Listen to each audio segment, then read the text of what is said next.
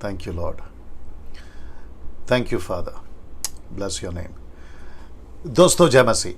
प्रभु यीशु मसीह के नाम में आज के 11वें दिन the study on the book of Daniel के 11th चैप्टर पे आप सभी का बहुत बहुत स्वागत करता हूँ। आशा करता हूँ कि आप लोग खैरियत से हैं, सलामत हैं और मेरे यीशु मसीह ने आपको सुरक्षित रखा है। दोस्तों, उम्मीद करते हैं कि अभी तक जितनी भी शिक्षाएं, वो चाहे प्रकाशित वाक्य की पुस्तक से हो, रैप्चर से हो या फिर किसी भी जो विषय को मैं प्रचार करते आ रहा हूं अभी तक, उन सभियों से आप लोग उन्नति पा रहे हैं, यीशु के नज़दीक आ रहे हैं, मिशन को समझ रहे हैं और परमेश्वर के राज्य में बढ़ रहे हैं। और उसी कड़ी में लगातार 10 दिन तक, यानी कि पिछले के तारीख के 10 दिन तक, आज 11वां दिन है, कल 12वां समाप्त हो जाएगा, एक और कड़ी जुड़ गई है और वह है डैनियल की पुस्तक की स्टडी। और मैं बता नहीं सकता कितने कॉल्स, कितने मैसेजेस फेसबुक, यूट्यूब पे कमेंट्स बॉक्स में कई लोगों ने, मैं समझता हूं कि 10-10 हज़ार से भी ज़्यादा कमेंट्स जो है तारीफ या जो अप्रिसिएशंस या जो भी लोगों ने करी है, मैं उन सभी के लिए परमेश्वर का ही सिर्फ धन्यवाद देता हूं, क्योंकि सब कुछ यीशु मसीह ने किया। ठीक है ना दोस्तों? ना मैं समझता हूं कि आज का जो चैप्टर है वो बहुत बहुत ज़्यादा कंफ्यूजिंग चैप्टर है। मतलब उसको आसानी से समझने लायक वो चैप्टर नहीं है, लेकिन परमेश्वर का पवित्र आत्मा जो डैनियल को चलाता है वो इस डैनियल को भी चलाएगा और आप जितने लोग देख रहे हैं वो आपको भी चलाएगा, क्योंकि परमेश्वर कल आज युगानुयुग एक सा है। और लिखा है कि जो बातें हम नहीं समझते हैं पवित्र आत्मा बताता है। सो मेरी पूरी कोशिश हो चुकी है जो यहाँ दिखाना है, बाकी पवित्र आत्मा चलाएगा बीच बीच में, जैसे कनेक्ट करना है कॉन्टेक्स्ट के हिसाब से। मैं आपको बता दूं कि मैं जो स्टडी करता हूं वो किस बेस पे करता हूं, वो चाहे द बुक ऑफ रेवलेशन हो, द बुक ऑफ डैनियल हो, रैप्चर हो, sons of gods and daughters of man, ऐसे जितने भी बड़े बड़े सब्जेक्ट, ग्रेट कमीशन हो, मैं किस बेस पे स्टडी करता हूं? क्रिटिक्स को स्टडी करता हूं, हिस्ट्री को स्टडी करता हूं, स्क्रिप्चर को स्टडी करता हूं कॉन्टेक्स्ट में, और साथ ही साथ ट्रांसलेशंस, जो डिफरेंट ट्रांसलेशंस है उसको स्टडी करता हूं। फिर उसके बाद में आप सभी के बीच में मैं चीज़ों को रखता हूं, और मैं समझता हूं कि ऐसा ही करने से हम बेहतर तरीके से परमेश्वर के वचनों को समझ पाएंगे। नाउ दोस्तों, द बुक ऑफ डैनियल एक ऐसी पुस्तक जिसको विश्वासी तो पढ़ते ही पढ़ते हैं, क्योंकि वो बाइबल का हिस्सा है, लेकिन आपको शौक होगा ये जानकर, जो मैं अब पूरे 12 दिन के इसमें आज बता रहा हूं, कि इसको ज्योतिष जो उस वक्त में थे वो पढ़ते थे, जिसको वाइज मैन भी कहते हैं, वो पढ़ते थे। उस वक्त के किंग्स वो पढ़ते थे। उस वक्त के जो सेकुलर दूसरे ईश्वरों को मानने वाले जो उनके प्रॉफिट्स होते थे वो पढ़ते थे। मुस्लिम्स के प्रॉफिट्स वो पढ़ते थे, और बहुत सारे जो अलग अलग धर्म के लोग हैं वो तक पढ़ते थे। और उनको ताज्जुब होता था कि इतना एक्यूरेट या इतना सटीक कैसे कोई परमेश्वर अपने दासों को ऐसी भविष्यवाणियां दे सकता है। सो मैं चाहता हूं कि ये स्टेटमेंट बोलने के चलते आप अपनी खुद की पीठ थपथपाइए, खुद को शाबाशी दीजिए और खुद पे घमंड करिए कि आप सच्चे परमेश्वर के बेटा बेटी हैं। वाह मैं रिपीट कर दूं, आप परमेश्वर के सच्चा बेटा और बेटी हैं। मुझे जब मैं ये स्टडी दे रहा हूं, मैं जब इसको कर रहा हूं, आप यकीन जानिए, दिन हो या रात हो, मैं पूरी तरह से 12 दिन, कल का आखिरी दिन है, मैंने झोंक दिया है खुद को इस पुस्तक के स्टडी में। और मैं आपको बता नहीं सकता मैं कितना ज़्यादा अंदर स्पिरिचुअली मैं बहुत बहुत क्या कहते हैं ना, उत्साहित हो गया हूँ, बहुत एक्साइटेड हो गया हूँ कि कैसे परमेश्वर जो है इतनी सटीक भविष्यवाणियाँ लोगों को दे सकता है। तो मैं इस वक्त में आज का जो चैप्टर 11 है उसको बिल्कुल तैयार हूं आपके बीच में रखने के लिए ना। दोस्तों, शुरुआत में जो चीज़ें हम करते हैं जल्दी से कर लेते हैं। आवाज़ ठीक है टाइप करके बताएं, विजुअल क्लियर दिख रहा है वो टाइप करके बताएं, और साथ ही साथ में आप लोग कहां से देख रहे हैं। आप मेरी कलीसिया यानी ग्रेस मिनिस्ट्री फेलोशिप से मुंबई के बाहर आप जहां से भी देख रहे हैं आप लोग अपनी हुजूरी दर्ज करा दें, और साथ ही साथ में आप कौन से राज्य से हैं, कंट्री से हैं वो भी बता दें। जैसे कि मैं हमेशा डालता हूं मुंबई, पुणे, नागपुर, पंजाब, गुजरात, कर्नाटका, आंध्र प्रदेश, तमिलनाडु, ओडिशा, राजस्थान, हरियाणा, कोल्हापुर, शोलापुर, छत्तीसगढ़, भोपाल, मध्य प्रदेश, बात एक ही है, Jharkhand, Siliguri, Himachal Pradesh, Jammu and Kashmir, Shimla, Kolkata, Assam, Bengal, Delhi, Goa, north east. अच्छा, नॉर्थ ईस्ट से काफी लोग देखते हैं। तिरुपुरा, आज एक कॉल आया था तिरुपुरा, मैं उनका भी धन्यवाद देता हूं। तिरुपुरा से काफी लोग देख रहे हैं। साथ ही साथ उत्तराखंड है, रांची है, उत्तर प्रदेश है, बिहार है। फिर जो आउट ऑफ कंट्री, मतलब हमारे देश के बाहर, जो कि है Pakistan, Nepal, Sri Lanka, Africa, New Zealand, UK, USA. अच्छा, यूके में लंदन भी आ गया, इजराइल है, इटली है, अरब कंट्री है। अरब कंट्री से भी काफ़ी लोग देखते हैं, एक एक नाम लेना मुश्किल हो जाएगा। बेल्जियम, फिर मॉरिशस है, ऑस्ट्रेलिया है, लक्समबर्ग है, फिजी है, सेंटियागो है, कनाडा है, स्वीडन है, हांगकांग है, मलेशिया है, हॉलैंड है, सीरिया है, और आज एक और जुड़ गया, डेनमार्क। मैं परमेश्वर का धन्यवाद देता हूं कि इन सभी जगह से लोग देखते हैं, कॉल्स आते हैं, मैसेजेस आते हैं। क्या अद्भुत चीज है। और वो कह रहे हैं कि पास्टर डैनियल, परमेश्वर के इस पुस्तक से, डैनियल की रेवलेशन, और जो भी आप देते हैं 5 मिनट्स वीडियो, उसके द्वारा हम काफी जो है यीशु को जान पा रहे हैं। इन लॉकडाउन के दरमियान, कोरोना वायरस के पैंडेमिक का जो परिस्थिति फैली हुई है, उसके दरमियान हम बहुत कुछ सीख पा रहे हैं। मैं समझता हूं कि इसका सारा महिमा, सारा ग्लोरी, सारा श्रेय सिर्फ यीशु को जाता है। ठीक है ना दोस्तों, मसीह मंथन बैठक, जो कि आप सभी जानते हैं कि एक मुहिम हमने पूरे भारत के लिए शुरू करी है। इसमें अक्रॉस द वर्ल्ड लोग जुड़ सकते हैं, और लोग जुड़ रहे हैं। मैं उन सभी का धन्यवाद देता हूं। मसीह मंथन बैठक का मकसद यही है कि जितने भी गलत शिक्षाएं भारत में या फिर सोशल मीडिया के माध्यम से हम जहां तक जा सकते हैं, उन तक ये मैसेज फैलाएंगे कि खरी शिक्षा, साउंड डॉक्ट्रिन, सही शिक्षा के माध्यम से हम यीशु के जो है राज्य को फैलाएं। और जिसके चलते हम कई लोगों को तैयार करना चाहते हैं, जिनमें लाखों की तादाद मैं चाहता हूं कि मुझे मतलब मेरी टीम को, जो मेरे साथ में कई पास्टर लोग जुड़े हुए हैं, हम सबको चाहिए ना दोस्तों। ये नंबर है जिसमें से आपको कॉल करना है, और इनको कहना है कि आपको जो है मसीह मंथन व्हाट्सएप ग्रुप में ज्वाइन करें, और इनमें से किसी भी एक नंबर पे कॉल कर लीजिएगा। इसका स्क्रीनशॉट ले लीजिएगा, आपको आसानी होगी कॉल बैक करने में। ठीक है ना दोस्तों, अब यहां से मैं कुछ सेकंड रख रहा हूं, अब यहां से मैं शुरू हो रहा हूं, क्योंकि 5 मिनट के ऊपर हो चुके हैं, और 1000 लोग अभी तक जुड़ चुके हैं। उन सभी 1000 लोग 1K, आप सभी का स्वागत है ना। दूसरी चीज मुझे कल पता चली, जो कि मैंने नहीं बताया, 90,000 सब्सक्राइबर्स यूट्यूब पे पूरे हो चुके हैं। Can you believe this? 90,000 subscribers. So मैं उन सभी 90,000 लोगों के जो सब्सक्राइबर्स हैं, सर आपका बहुत बहुत धन्यवाद देता हूं कि आपने मुझे जो है सब्सक्राइब किया है, और मुझे एक रिस्पॉन्सिबिलिटी दी है कि आप YouTube वालों को, 90,000 वालों को मैं ट्रेन कर सकूं, सिखा सकूं परमेश्वर के वचन को। और मैं ये जिम्मेदारी लेता हूं। फेसबुक वाले जितने भी मुझे फॉलो करते हैं, मेरे पेज को लाइक करें, मैं आपकी रिस्पॉन्सिबिलिटी लेता हूं। और डैनियल राज जब तक जिंदा है, मिनिस्ट्री कर रहा है, तब तक एक ही मकसद है कि उसके राज्य को खरी शिक्षा के साथ आपके बीच में मैं पहुंचाता रहूं, और वह भी बिना किसी स्वार्थ के, बिना किसी पैसे के कमाए, और बिना किसी नेम एंड फेम के। ठीक है ना, ये बात भी आप लोग ध्यान में रखिएगा ना दोस्तों। मैं चाहता हूं कि सबसे पहले ये स्लाइड मैं रख रहा हूं, अब आप लोग देख लीजिएगा ये स्लाइड्स, और कमेंट्स बॉक्स कभी मुझे बताते रहो क्या चल रहा है क्या नहीं चल रहा है ना दोस्तों। ये चित्र, ये स्लाइड आप जैसे ही देख रहे हैं, आपको पता चल जाएगा कि ये जो स्लाइड है, इसमें सब आ गया।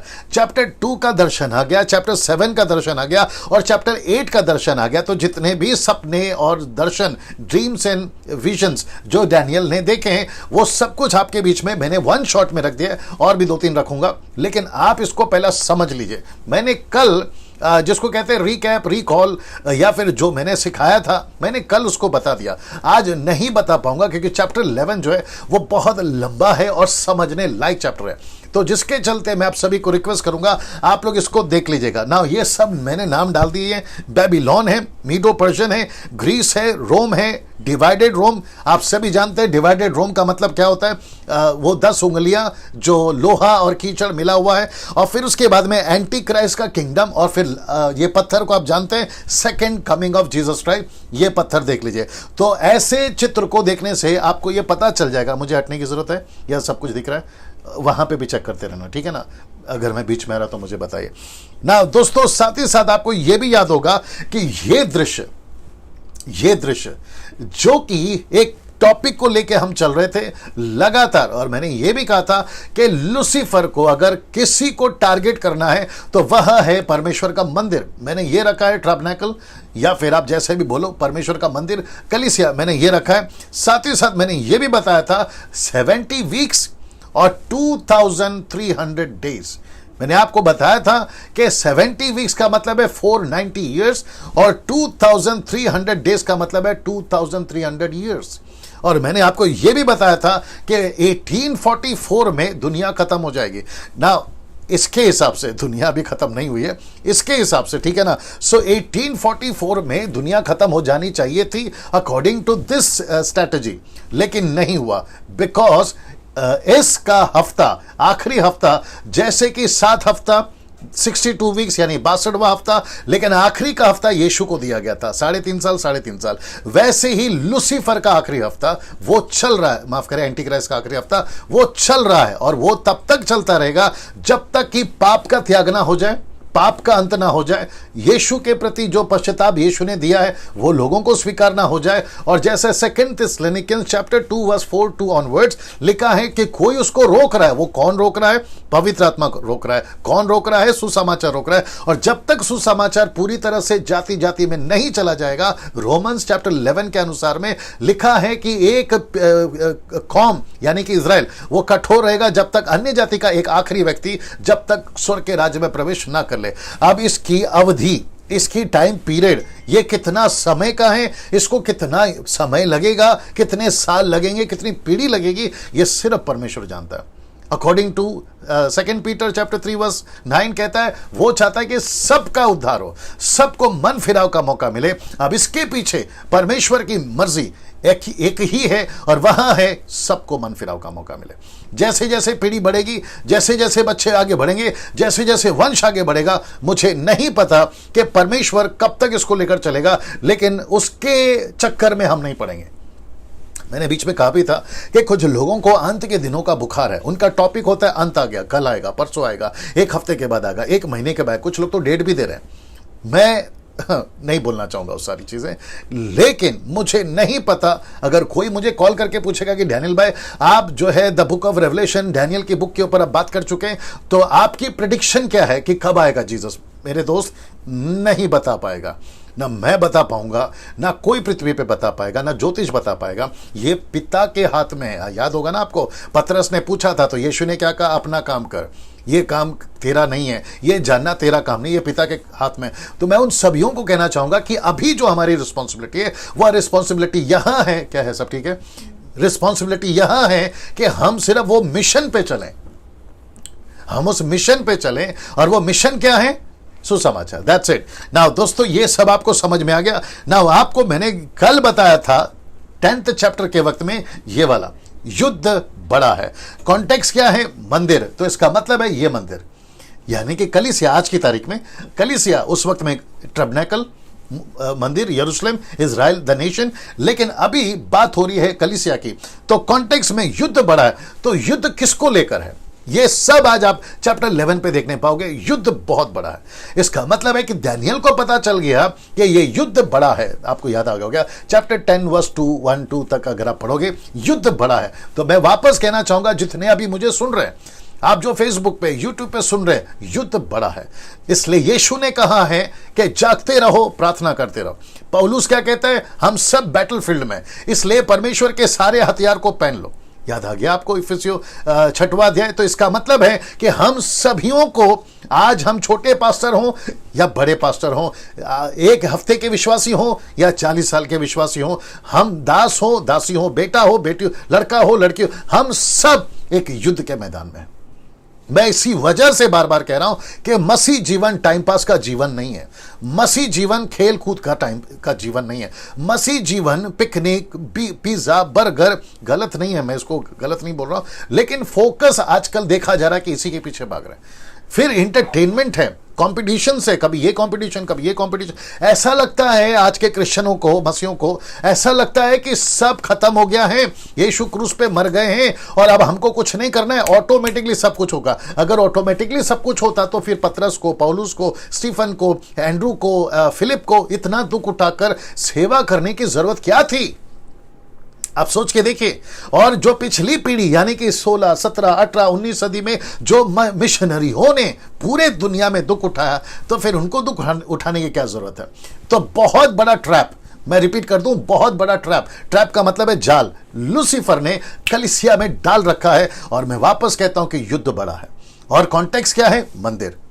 कलीसिया को कैसे नाश करूं, सेवकों को कैसे नाश करूं, मसीहत को कैसे ठंडा करूं, क्योंकि लूसीफर को अच्छे से पता है कि अगर उसका राज्य छिनेगा तो उसका राज्य छीनने का एक ही कारण है कि क्रिश्चियनिटी से मेरा मतलब है Christ follower, don't take me wrong, मसीह लोग अगर आपने आपे में आ गए, मजबूत हो गए, तो उसका जो राज्य है वो खत्म हो जाएगा। ये उसको अच्छे से पता है। उसकी लाख कोशिश है कि कैसे भी करके मसीहों को जो है कमजोर किया जाए।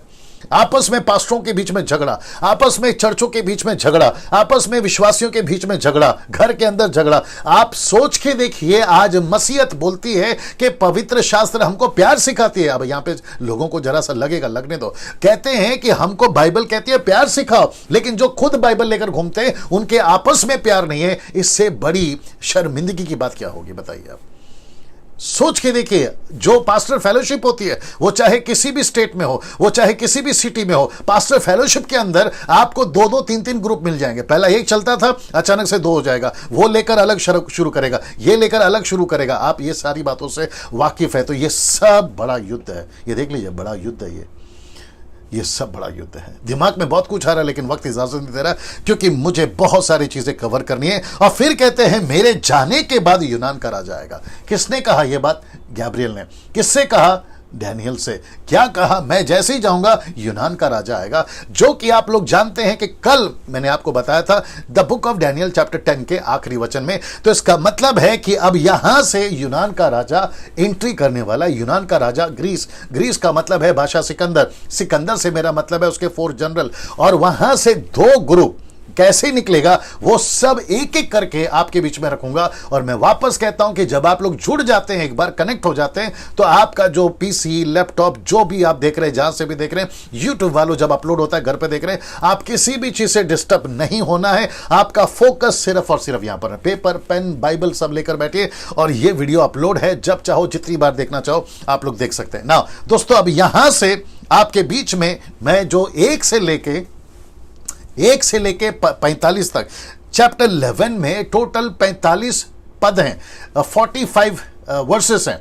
वो 45 वर्सेस को मैंने डिवाइड किया है ताकि आपके लिए आसानी हो कि कौन सा वर्स कहां तक किसको बताता है। तो ये देख लीजिए, पहला है 1 से लेके 4 तक का अलग पद है, फिर 5 से लेके 15 तक का जो पद वो अलग है, फिर उसके बाद में 16 से 30 तक का अलग है, लेकिन मैं 16 को अलग रखा हूं, क्यों मैं आपको बताऊंगा।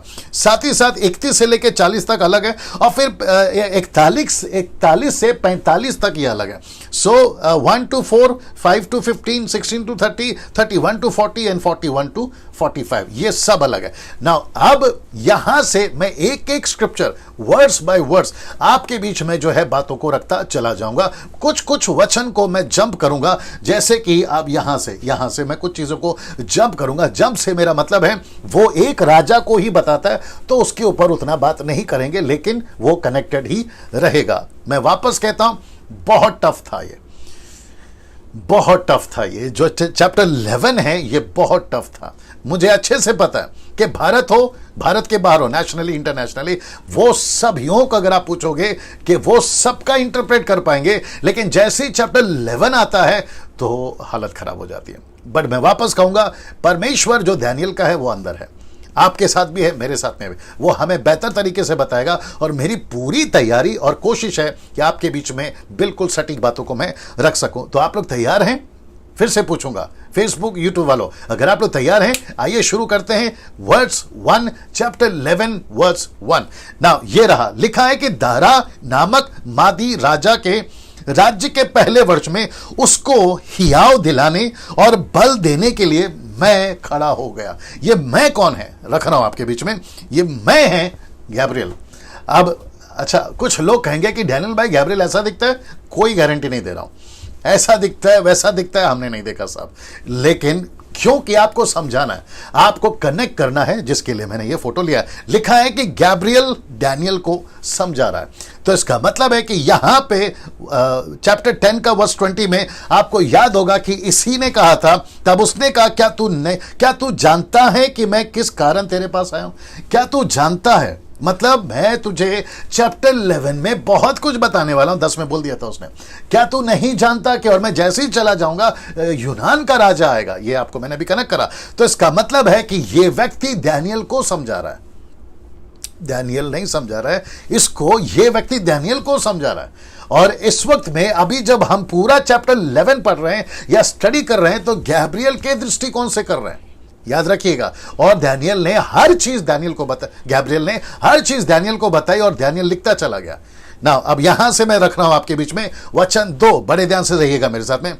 मुझे बीच में बताते रहो आंकड़ा कितना है क्या सब, ठीक है ना। नाउ लिख जी, ओके नाउ। और जब मैं तुझको सच्ची बात, अब मैं माफ करें, और अब मैं तुझको सच्ची बात बताता हूं, क्योंकि यह सच्ची घटना थी, ये ट्रूथ है, ये सच्चाई है जिसको स्वर्गदूत जो है दानियल को कह रहा है ना। बहुत ध्यान से देखना, आपको जब भी ब्रैकेट करूंगा, जब और जिस वचन पे मैं ब्रैकेट करूंगा उसका अपना एक मतलब होता है जिसके चलते मैं ब्रैकेट कर रहा हूं। लिखा है कि देख फारस के राज्य में, मैं कल फरास कर रहा था, मुझे माफ करिए, दरअसल ये फारस है, ठीक है ना। लिखा है कि देख फारस के राज्य में, इसका मतलब है फारस के राज्य में, इसका मतलब है फारस कौन है, मैंने कल भी बताया था, आज भी बताऊंगा। लूसीफर, शैतान, द व्हाट यू कॉल, है ना, द वर्ल्ड ऑफ डार्कनेस, मतलब अंधकार की दुनिया का राज्य, ठीक है ना। और लिखा है कि अब 3 और राजा उठेंगे, 3 राजा उठेंगे। फिर कहता है कि चौथा राजा उन सभी से अधिक धनी होगा, 4 राजा हो गए।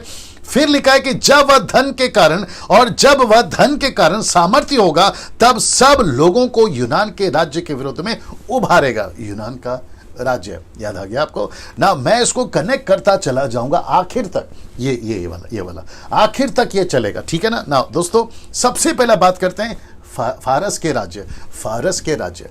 ना लिखा है फारस के राज्य में डार्क फोर्सेस ऑफ लूसीफर। मैं रिपीट कर दूं, डार्क फोर्सेस ऑफ लूसीफर। मैं जानता हूं मेरी जो अभी स्पीड है ना वो बढ़ेगी, मेरे साथ में बिल्कुल कोऑपरेट करते रहना और चीजों को समझते रहना। लिखा है डार्क फोर्सेस ऑफ लूसीफर, इसका मतलब क्या है? डैनियल को गैब्रियल ने बताया लूसीफर के बारे में कि जो कुछ तू देख रहा है दुनिया में, तब जो कुछ तू देख रहा है उसके पीछे किसी का राज्य है। यही चीज आज भी हो रही है कि जो कुछ चल रहा है, मैंने चैप्टर 10 में कल क्लियर कर दिया, पॉलिटिकल हो, बिजनेस हो, बॉलीवुड, हॉलीवुड, टॉलीवुड हो, सांसारिक बातें हो, जितना भी कुछ चल रहा है जो परमेश्वर के वचन के विरोध में कॉन्ट्रडिक्ट करता है या मैच नहीं करता है, उन सब का राजा लूसीफर है।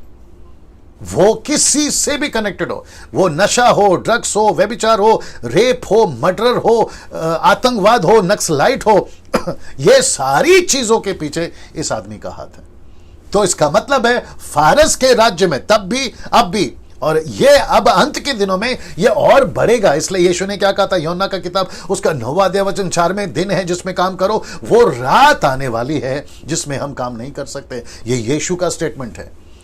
और ऐसे बहुत सारे, मैं उसमें नहीं जाऊंगा क्योंकि मेरा वो सब्जेक्ट अभी फिलहाल नहीं है। साथ ही साथ इसको देख लीजिएगा, लूसीफर का कब्जा पूरी दुनिया में तब भी और अब भी। मैंने ये ब्रैकेट में इसके लिए आपके लिए रखा है ना। अब बात करते हैं 3 और राजा उठेंगे, चौथा राजा उन सभी से अधिक धनवान होगा। तो इसका मतलब है यहां पर हम बात करने जा रहे हैं टोटल 4 राजा की ना।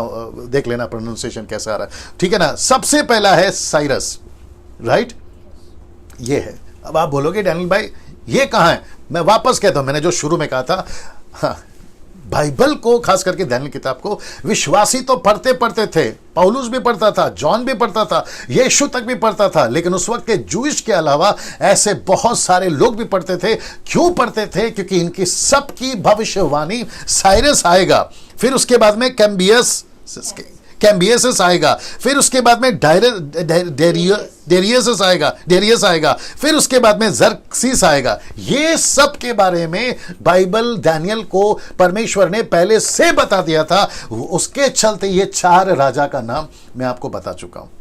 ये 4 राजा का नाम ये देख लीजिएगा आप लोग, ठीक है ना। आप लोग इसको क्या बोलते हैं, पॉज करके स्क्रीनशॉट लेना चाहें आप लोग ले सकते हैं। मेरी पूरी क्या कहते हैं ना, 24 घंटा जो मुझे मिलता है डे बाय डे पूरा करते हुए मैंने पूरी स्टडी करी है।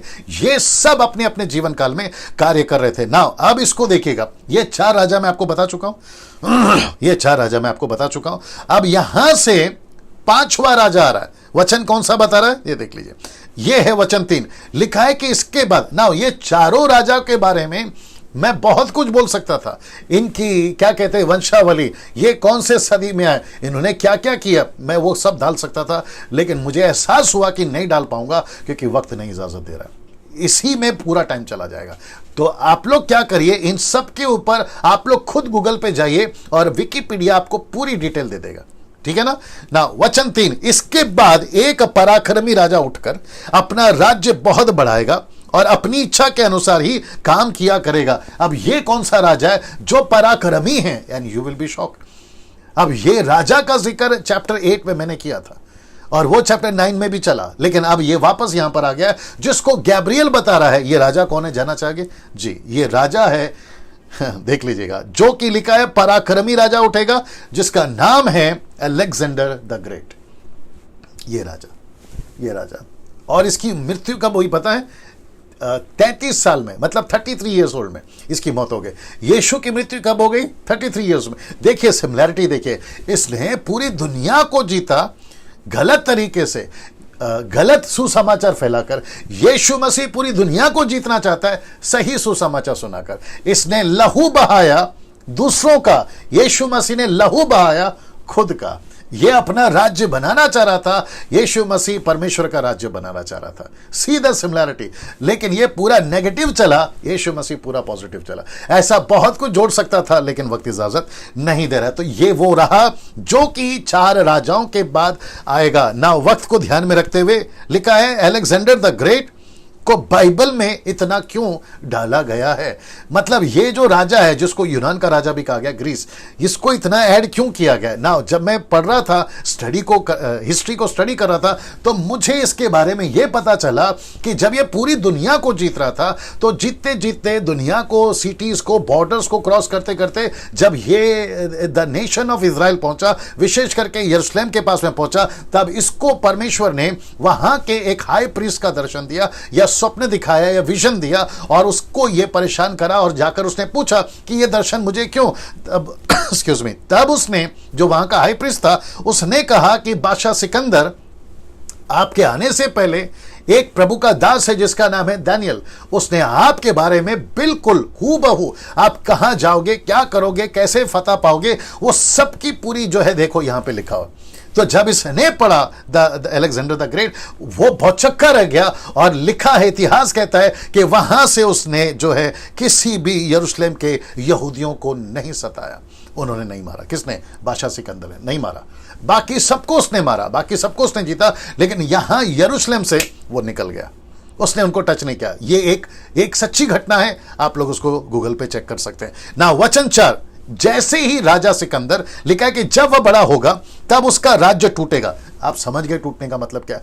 बादशाह सिकंदर जब पीक पे था, पीक पे आप समझते हैं, जब पूरी दुनिया को जीत चुका था, जब वो पीक पे था, पूरा सब कुछ, और ऐसा हिस्ट्री बताती है, जो कि मैंने पढ़ा भी है, हिस्ट्री बताती है कि जब राजा सब कुछ जीत कर पूरी तरह से पूरी दुनिया पे इसका कब्जा था, ईस्ट, साउथ, नॉर्थ, वेस्ट, उत्तर, दक्षिण, पूर्व, पश्चिम, चारों जगहों पे जब इसका कब्जा था, तब ये रिलैक्स होके खुद को पूछ रहा है अब मैं और क्या जीतूं।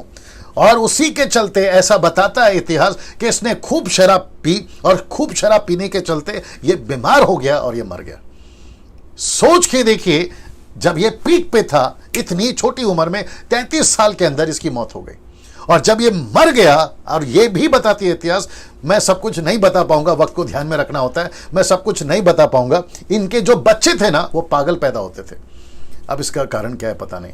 और इसकी खुद की औलाद, इसका खुद का वंशज राजा नहीं बन सका। मतलब होता है ना, राजा बना तो उसका बेटा राजा बनेगा, ऐसा नहीं हुआ। फिर इसके लिए लिखा है कि 4 दिशाओं में बटकर अलग अलग हो जाएगा। मतलब ये 4 राजा कौन है मैं रखने जा रहा हूं। और लिखा है कि ना तो उसके राज्य की शक्ति जय की तय रहेगी, ना उसके वंश को कुछ मिलेगा, क्योंकि उसका राज्य उखाड़ कर उनकी अपेक्षा और लोगों को प्राप्त होगा। तो वो 4 कर्नल या जनरल, आपको याद होगा मैंने बताया था चैप्टर 8 में, ये था वो। अब यहां से सेलेकस है, लेसिमेकस है, कैसेंडर है, और टोलोमी है ना, ये सब प्रोनाउंसिएशन ठीक से देख लीजिएगा आप लोग, है ना। ये सारे लोग थे, ये 4 जनरल थे जो मैं आपको बता चुका हूं, और उसके चलते दोस्तों यहां से जो है वो 4 कर्नल फैल गए ना। अब मैं कुछ दिखाने जा रहा हूं और मैं चाहता हूं कि आप ये समझिए कि युद्ध बड़ा है और घटना क्या है। देखिए, अब आप लोग ये चित्र देख रहे होंगे, अब आप लोग सोच रहे होंगे डैनियल भाई ये क्या है, इसको कहते हैं क्राउन, किंग्स क्राउन या विजय पाना। अब आपको शायद नहीं पता है, अब ये आ रहा है। लूसीफर ने एक अद्भुत प्लान बनाया। उसने कहा मैं पूरी दुनिया पे राज करना चाहूंगा, और मैं अभी लास्ट में उसको कनेक्ट भी करूंगा। लेकिन क्योंकि परमेश्वर ने उसको हटा दिया स्वर्ग से, आप सब इस बात से वाकिफ हैं, और जब वो हट गया तो उसने कहा कि मैं उसके बावजूद भी दुनिया में राज करूंगा। तो उसने क्या किया पता है, हर युग में, हर पीढ़ी में, हर स्टेट पर, हर राज्यों में उसने राजा नियुक्त किए, और उन राजाओं को यह कठपुतली की तरह चलाता था। मैं वापस कहता हूं जो मैंने कल बोला था, आत्मिक दुनिया, स्वर्ग की दुनिया, सांसारिक दुनिया और आकाश की दुनिया, यह सब आपको समझना है। हेवनली फोर्सेस, डार्क फोर्सेस और ह्यूमन फोर्सेस, अर्थली फोर्सेस, ये सब है दुनिया में, और ये राजाओं के ऊपर तब भी अब भी, मैं वापस कहता हूं, आतंकवादी नहीं बन रहे, ये बना रहा है। नक्सलाइट नहीं बन रहे, ये बना रहा है। संसार में जितने भी पाप हैं ये करवा रहा है, जितनी भी बुराइयां हैं इसके पीछे इसका हाथ है, और ये नहीं चाहता, इसलिए तो लिखा ना, नहीं डाला वचन। आप लोग सब जानते हैं, यूहन्ना 10:10, जॉन 10:10, चोर आता है, यानी कि ये चोर आता है चोरी करने, हत्या करने, घात करने, यही तो है इसका काम। और इसके अंदर एक चीज नहीं है, और वो है दया, पैशन, तरस, ये नहीं है इसके अंदर, ना ही एंटीक्राइस्ट में होगी। तो ये व्यक्ति राजाओं को लेकर तब भी राज करा और अब भी राज करा। इसलिए मसीह लोग बड़े ध्यान से सुनना, जब आप लोग प्रार्थना करते हैं ना, जब आप लोग मसीह जीवन जी रहे होते हैं ना, आपको ये कॉन्सेप्ट समझना होगा कि ये राज्य बिगड़ क्यों रहा है, महाराष्ट्र बिगड़ क्यों रहा है, बॉलीवुड बिगड़ क्यों रहा है, टॉलीवुड बिगड़ क्यों रहा है, बिजनेस खराब क्यों हो रहा है, या फिर जो भी पॉलिटिकल लीडर है वो अचानक से ऐसा क्यों हो गया। ये सारी चीजें, हिटलर कहां से आ गया, ऐसा तांडव मचाया था हिटलर ने, ये कहां से आ गया। और न जाने ऐसे युग में कितने सारे राजा आए, ऐसे लोग आए जो पागल टाइप के होते थे, सनकी टाइप होते थे, जिसको कहते हैं कि अपने सत्ता पाने के लिए उन्होंने न जाने कितने लोगों को मरवा डाला। तो ऐसा ये राज करता था, तब भी राज कर रहा है, अब भी। मैं ये कनेक्ट करना चाह रहा हूं, और वचन कहता है, लूका की किताब उसका 4:6 में, अगर आपको याद होगा, ये देख लीजिए, लिखा है कि यीशु से ये कहता है, क्या कहता है, उसने कहा मैं ये सब अधिकार का, अगर तू मुझे प्रणाम करे, if you worship me, Jesus को बोल रहा है, ठीक है ना, और इनका वैभव तुझे दूंगा, क्योंकि वह मुझे सौंपा गया है। जैसा चाहता, जिसे चाहता हूं उसको दे देता हूं, जिसे चाहता हूं उसको दे देता हूं। और एक चीज कनेक्ट कर देता हूं, शायद आपको पता है, इल्यूमिनाटी एक चर्च है पूरे दुनिया में, जिसको कहते हैं यीशु की कलीसिया के बिल्कुल अपोजिट, इल्यूमिनाटीज या इल्यूमिनाटी कलीसिया, द चर्च ऑफ इल्यूमिनाटी, जिसका परमेश्वर ये लूसीफर है। इसकी वर्शिप जो है, कमेंट बॉक्स में सब ठीक चल रहा है, इसकी जो वर्शिप है ना, होती है दुनिया में, इसकी वर्शिप, लूसीफर की वर्शिप। जब मैं sons of God and daughters of man का टीचिंग दे रहा था, तो कुछ ऐसे इनके एजेंट आ गए थे जो लिख रहे थे कि लूसीफर की जय हो, क्या क्या कुछ लिख रहे थे, ऐसे वाले इनके लोग आ गए थे मेरे कमेंट्स बॉक्स में। Can you believe this? ना मैं कनेक्ट क्या करना चाह रहा हूं, बड़े ध्यान से सुनेगा। एक रात में कोई हीरो अचानक से हाईलाइट हो जाता है, एक प्लेबैक सिंगर अचानक से हाईलाइट हो जाता है, कोई ऐसा बिजनेसमैन अचानक से हाईलाइट हो जाता है। ये कैसे हो रहा है मैं आपको बताऊं, और साथ ही साथ ये आत्मिक बातें भी हैं। बहुत सारे सेवक भी, चर्च की बात कर रहा हूं, विश्वासियों की बात कर रहा हूं, परमेश्वर के फॉलोअर्स की बात कर रहा हूं, उनके अंदर भी इसका कार्य चल रहा है, इसका कार्य चल रहा है। Can you believe this? ये लोग क्या करते हैं, अपने सोल को बेच देते हैं। किसको? लूसीफर को। और लूसीफर कहता है, अगर तू, ये देखिए ना, ये कॉन्सेप्ट है, जीसस को नहीं छोड़ा फिर बाकी लोग को क्या करेगा बताइए। ये कहता है, अगर तुम मेरी वर्शिप करोगे, तुमको जो चाहिए मैं दे दूंगा, तुमको नाम चाहिए दूंगा, पैसा चाहिए तुमको दूंगा, नेशन चाहिए तुमको दूंगा, तुमको जीतना है तुमको दूंगा, तुम्हारी पार्टी जीतनी है चाहिए मैं तुमको दे दूंगा। ये अपनी सोल बेच के आते हैं। Can you believe this?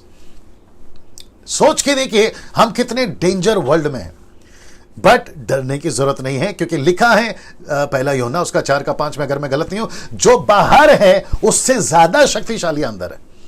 सो हम सब यीशु के लोग हैं, यीशु हमारे अंदर है, पवित्र आत्मा हमारे अंदर है, तो हमको किसी के बाप से डरने की जरूरत नहीं है, खास करके इससे। इसलिए तो लिखा है ना, परमेश्वर के अधीन हो जाओ, शैतान का सामना करो और वो तुम्हारे पास से भागेगा। The book of James chapter 4 verse 7-8 याद आ गया होगा आपको। नाउ दोस्तों, ये आपको समझ में आ गया। नाउ अब यहां से ये देख लीजिए, लिखा है उसका राज्य टूटेगा। किसका राज्य टूटेगा? आपका अलेक्जेंडर का, यानी कि बादशाह सिकंदर का। मैं उसको कनेक्ट करने जा रहा हूं। उसका राज्य टूटेगा, चारों दिशाओं में बंटकर अलग अलग हो जाएगा। मैं इसको क्लियर कर रहा हूं। नाउ राज्य टूटेगा मतलब है अलेक्जेंडर मर जाता है, अलेक्जेंडर द ग्रेट मर जाता है। और वो जैसे ही मरता है, अलेक्जेंडर के 4 जनरल, मैं सब कनेक्ट कर रहा हूं, मेरे साथ बने रहे। उसके जो 4 जनरल हैं वो है सिलेकस, फिर उसके बाद में है लियासेमैकस, फिर उसके बाद में कैसेंडर और टलोमी। प्रोनाउंसिएशन ठीक से देना, टॉलमी, ठीक है ना। ये सब जो है, ये उसके 4 जनरल थे और जिसके चलते उन्होंने जो है पूरी दुनिया में फैला और उन्होंने राज किया। लेकिन इसमें से 2 इंपॉर्टेंट है, मैं कनेक्ट कर रहा हूं। अब इसको देखते हैं। अलेक्जेंडर के 4 जनरल में से 2 को शैतान ने इजरायलियों का स्पेलिंग देख लेना, इजरायलियों के लिए ज्यादा इस्तेमाल किया। कौन थे वो? सेलेकस और टलोमी। सेलेकस और टलोमी, ये दोनों को यूज किया। अब इनका जो किंगडम है मैं आपको बता देता हूं। सेलेकसाइड किंगडम, यानी कि सीरिया ले लिया उसने, सीरिया का हिस्सा ले लिया। और फिर उसके बाद में टलोमी जो है, उसने जो किंगडम लिया वो इजिप्ट का लिया।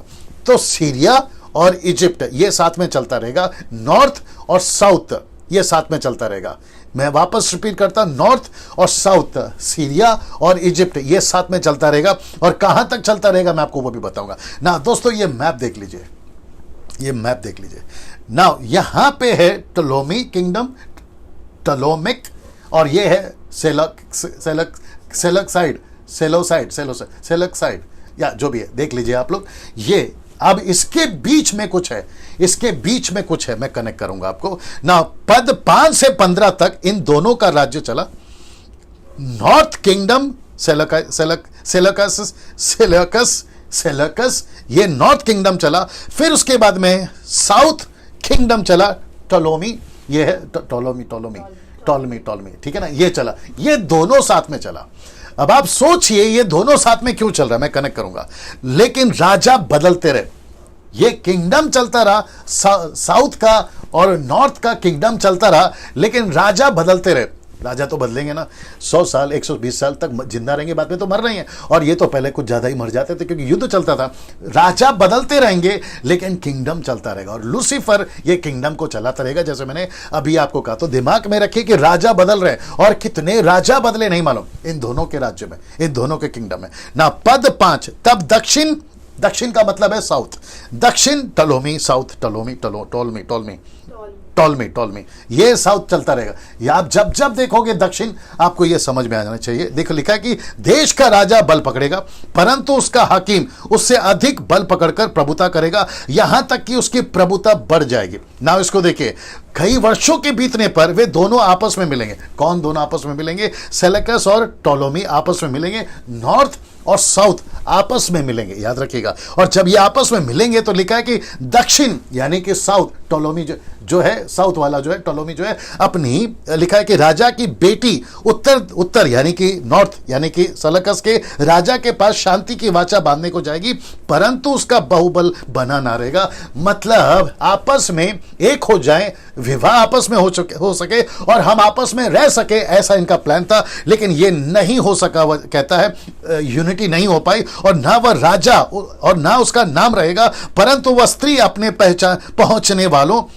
पहुंचाने वालों और पिता और अपने संभालने वालों से अलग कर दी जाएगी। इसका मतलब है कि इसने जो है यूनिटी होने नहीं दी और यहां पर जो है इनका अलग हो गया। मैं आपको यह भी बताता हूं कि दोनों के बीच में युद्ध शुरू हो गया, और युद्ध कब हुआ और कितने युद्ध हुए मैं आपको यह बता देता हूं। सेलेकस्ट नॉर्थ एंड टोलोमी साउथ के बीच में इन सभी युगों में युद्ध हुआ है। फर्स्ट वॉर आप कब देख लीजिए हुआ है, second war, third war, fourth war, fifth war, sixth war, ये सब हुआ है। अब आप पूछोगे आपको कैसे मालूम डैनियल भाई? क्योंकि इसका जो चर्चा बाइबल में है ही नहीं। मैं तो आपको शुरू से बोल चुका हूं कि बहुत सारी घटनाएं जो बाइबल के अंदर नहीं है, दानियल की किताब में जो घटी है, वो उस वक्त के अविश्वासी लोग भी पढ़ते थे और ये सारी चीजें उन्होंने कनेक्ट करी। ये सारी चीजें उन्होंने कनेक्ट करी।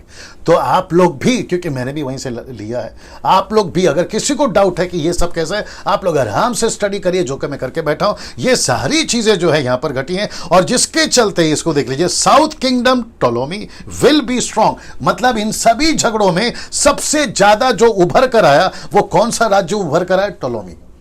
और उसके चलते जो सेलेकस है वो नॉर्थ, वो थोड़ा सा कमजोर होता चला गया, लेकिन ये वापस से उठेगा, ये वापस से उठेगा। ये कब उठेगा मैं आपको बता दूं ना। कितनी एक्यूरेसी प्रोफेसी है, आप इसको देख लीजिए। ये सब की भविष्यवाणी डैनियल ने कब की थी? ईसा पूर्व 600 साल पहले, मतलब 6 बीसी में, 600 बीसी, मतलब ईसा पूर्व 600 साल पहले उसने ये भविष्यवाणी करी थी। 312 बीसी टू 168 बीसी तक में इसने ये प्रोफेसी करी थी। अब आप इससे अंदाजा लगाओ कि कितना सटीक है परमेश्वर, जो डैनियल को हर एक चीज को बता रहा है ना। वचन 7 लिखा है कि फिर उसकी जड़ों में से एक डाल उत्पन्न होकर उसके स्थान में बढ़ेगी, वह सोना समेत उत्तर के राजा, उत्तर यानी कि आप समझ गए, नॉर्थ आप समझ गए, सेलेकस नॉर्थ आप समझ गए, उत्तर के राजा के गढ़ में प्रवेश करेगा और उसने उनसे युद्ध करके प्रबल होगा। लिखा है कि वचनार्थ वह उसके देवताओं की डली हुई मूर्तों, सोने चांदी के मनभाव पात्रों को छीनकर मिस्र में ले आएगा। उसके बाद वह कुछ वर्ष तक उत्तर, ये देख लीजिए, उत्तर देश के राजा के विरुद्ध हाथ रोके रहेगा। इसका मतलब है अब जहां जहां, अब ये उत्तर है, ये दक्षिण है, वचन 15 तक चलेगा। तब वह राजा दानियल दक्षिण देश के राजा के देश में आएगा, परंतु फिर अपने देश में लौट आएगा। वचन 10 कहता है उसके पुत्र झगड़ा मचाकर बहुत से बड़े बड़े दल इकट्ठा करेंगे और लिखा है उमड़ने वाली नदी के समान आकर देश के बीच होकर जाएंगे। देश के बीच होकर जाएंगे, मैंने ब्रैकेट में डाल दिया। देश के बीच का मतलब है, मैं आपको बताऊंगा, यरूशलेम में। फिर लौटते हुए उसके घर तक झगड़ा मचाते रहेंगे। अब आप सोच रहे होंगे कि डैनियल भाई ये सब जो है ये हो क्या रहा है? मैंने थोड़ी देर पहले कहा था इन सब के ऊपर बॉस कौन है? लूसीफर। क्या कर रहा है? किंग्स को लड़वा रहा है। ये सब के बीच में ये चल कह रहा है, और लिखा है बीच में, ये देखो बीच में लिखा है आकर देश के बीच में होकर जाएगा, आकर देश के बीच में होकर जाएगा। तो ये बीच में मैंने यरूशलेम क्यों डाला? अब आपको शॉकिंग न्यूज देता हूं। दरअसल सेलेकस और टोलोमी, राइट प्रोनाउंसिएशन, टोलोमी, सेलेकस और टोलोमी के बीच में यरूशलेम है। सी दिस इसका मतलब है, मैं आपको बताता हूं, और साथ ही साथ ये भी देख लीजिए आप, ये मैप भी देख लीजिए। यहां सीरिया है, ये इजिप्ट है, ये है सेलेकस, ये है आपका टोलोमी, ठीक है ना। आप देख लीजिए, सेलेकस सीरिया का हिस्सा ले लिया। किंग अलेक्जेंडर का अपनी कोई संतान नहीं थी, उसके 4 जनरल थे, उन्होंने आपस में बांट लिया। लेकिन इसमें से 2 जनरल, और मैं आपको यह भी कनेक्ट करूंगा कि सेलेकस जो है उसी से एंटी क्राइस्ट निकलेगा, और जिसके चलते जो है ये लगातार चलता जा रहा है, ये मैं आपको कनेक्ट करूंगा। तो यहां पे सीरिया है, यहां पे इजिप्ट है, और बीच में क्या है? यरूशलेम। और मैंने आपसे क्या कहा था चैप्टर 8 से, मैं क्या बोलते आ रहा था? मंदिर, मंदिर, मंदिर। लूसीफर का प्लान क्या है? मंदिर। आज भी उसका प्लान क्या है? मंदिर। आज का मंदिर का मतलब है कलीसिया, और आज की कलीसिया का मंदिर से मेरा मतलब है आप और मैं। तो लूसीफर तब ईंट और पत्थर के मंदिर को नाश करता था, आज वो किसको नाश करने का प्लान कर रहा है? और आपको और मुझको। Can you believe this? दोस्तों कैसा लग रहा है? 21 या 20 कर दो। कैसा लग रहा है? मैं चाहता हूं कि अभी तो मैं सिर्फ, क्या कहते हैं ना, चैप्टर 11 के सिर्फ अंदर घुसा हूं। जैसे मेरे प्रचार में मैं हमेशा कहता हूं कि बिरयानी में जो नीचे होता है ना, ऊपर तो राइस होता है, नीचे अभी बहुत सारा गोश्त बाकी है, वचन का गोश्त, मीट बाकी है। और आपको ताज्जुब होगा जब मैं पहुंचूंगा आखिरी में, अद्भुत चीजें आपके बीच में रखने जा रहा हूं। तो मेरे साथ में बने रहे, यही आंकड़ा है, मेरे साथ में बने रहे, ठीक है ना दोस्तों ना। वापस अगर आपको ये पॉइंट क्लियर हो गया, ये है सेलेकस सीरिया, ये है टोलोमी या इजिप्ट आ गया, और ये रहा आपका यरूशलेम। अब मैं आपको बताता हूं क्या चल रहा है। जब ये लड़ाई लड़ता है इससे, तो ये बीच में आता है, जब ये लड़ता है उससे, तो ये बीच में आता है। अब आप बोलोगे आप, या मीन ये क्या है? इनका बैटलफील्ड ग्राउंड इसी का यूज करते हैं, जब इसको लड़ना होता है तो इसी का बैटलफील्ड यूज करते हैं। मतलब इसकी जमीन पे ये इससे लड़ेगा, और इसी की जमीन पे ये उससे लड़ेगा। तो इसका मतलब क्या है मैं आपको बताने जा रहा हूं, और ये बहुत अद्भुत है। बाइबल रेडी करना, मैंने जो बोला था ना दोस्तों। अब यहां से मैं थोड़ा चेंज होने वाला हूं, मेरा जो पिच है वो चेंज होगा, मेरा जो मूड है वो चेंज होगा। मैं आपको बताता हूं क्यों। ये सब के पीछे कारण क्या है? लूसीफर को इतनी छूट क्यों मिल गई? लूसीफर को, वाह, लूसीफर को इतनी छूट क्यों मिल गई? ऐसा क्या है कि लूसीफर अपना तांडव मचा रहा है? मैं उसको कनेक्ट कर रहा हूं। और ऐसा क्या है कि यरूशलेम यहां से भी सताया जा रहा है, यहां से भी सताया जा रहा है, और यरूशलेम बीच में फंस गया। इसकी वजह क्या है? इसकी वजह है ये वचन। मैं आपको बता दूं, यिर्मयाह की किताब उसका 25:9 में क्या लिखा है? इसीलिए 70 साल का गुलामी याद आ गया। मैंने बताया था ना दूसरे अध्याय में, और आखिर तक लेकर चला था। लिखा है कि 25वें अध्याय में लिखा है 25:9 में, इसलिए सुनो, मैं उत्तर में रहने वाले सब, याद आ गया उत्तर, मैं उत्तर में रहने वाले सब कुलों को बुलवाऊंगा, अपने दास बाबुल के राजा नबूकदनेस्सर को बुलवा भेजूंगा, उन सबों को इस देश और उसके निवासियों के विरुद्ध, उसके आसपास के सब जातियों के विरुद्ध में ले आऊंगा। और लिखा है, इन सब देशों का मैं सत्यानाश करके उन्हें ऐसा उजाड़ दूंगा कि लोग उन्हें देखकर ताली बजाएंगे, वरना ये सदा उजाड़ ही रहेंगे। यहोवा की ये वाणी है। ऐसा क्यों है? ऐसा क्यों है कि यरूशलेम को चारों तरफ से घेर लिया? ऐसा क्यों है कि यरूशलेम को चारों तरफ से घेर लिया? वो वचन रेडी करना, ये वाला वचन रेडी कर लेना। रेडी है ना? हाँ, मैं वापस आता हूं। ऐसा क्यों है दोस्तों? बहुत ध्यान से सुनना होगा। जितने पास्टर्स, एवेंजलिस्ट, वर्शिपर्स, म्यूजिशियंस, मुझ जैसे बाइबल टीचर्स या ऑनलाइन प्रीचर्स, या आप नेशनली या इंटरनेशनली, और साथ ही साथ जितने जीसस के फॉलोवर्स हैं, यूथ हो या फिर मैरिड हो, आप सभी को अब यहां से सुनना जरूरी है। मेरी हाथ जोड़ के रिक्वेस्ट है आपसे, क्योंकि लूसीफर बहुत स्मार्ट है, वो आपको ऑफलाइन जाने बोलेगा अभी, और ये भी कहेगा कि डैनियल की मत सुनो या डैनियल का वीडियो मत देखो, ये भी बोलेगा, मुझे मालूम है। लेकिन मैं आपको रिक्वेस्ट करता हूं कि मेरे साथ बने रहें। ऐसा क्यों है कि यरूशलेम पिस रहा है? ऐसा क्यों है कि दोनों के बीच में ये आ गया? ये डैनियल को क्यों बताया?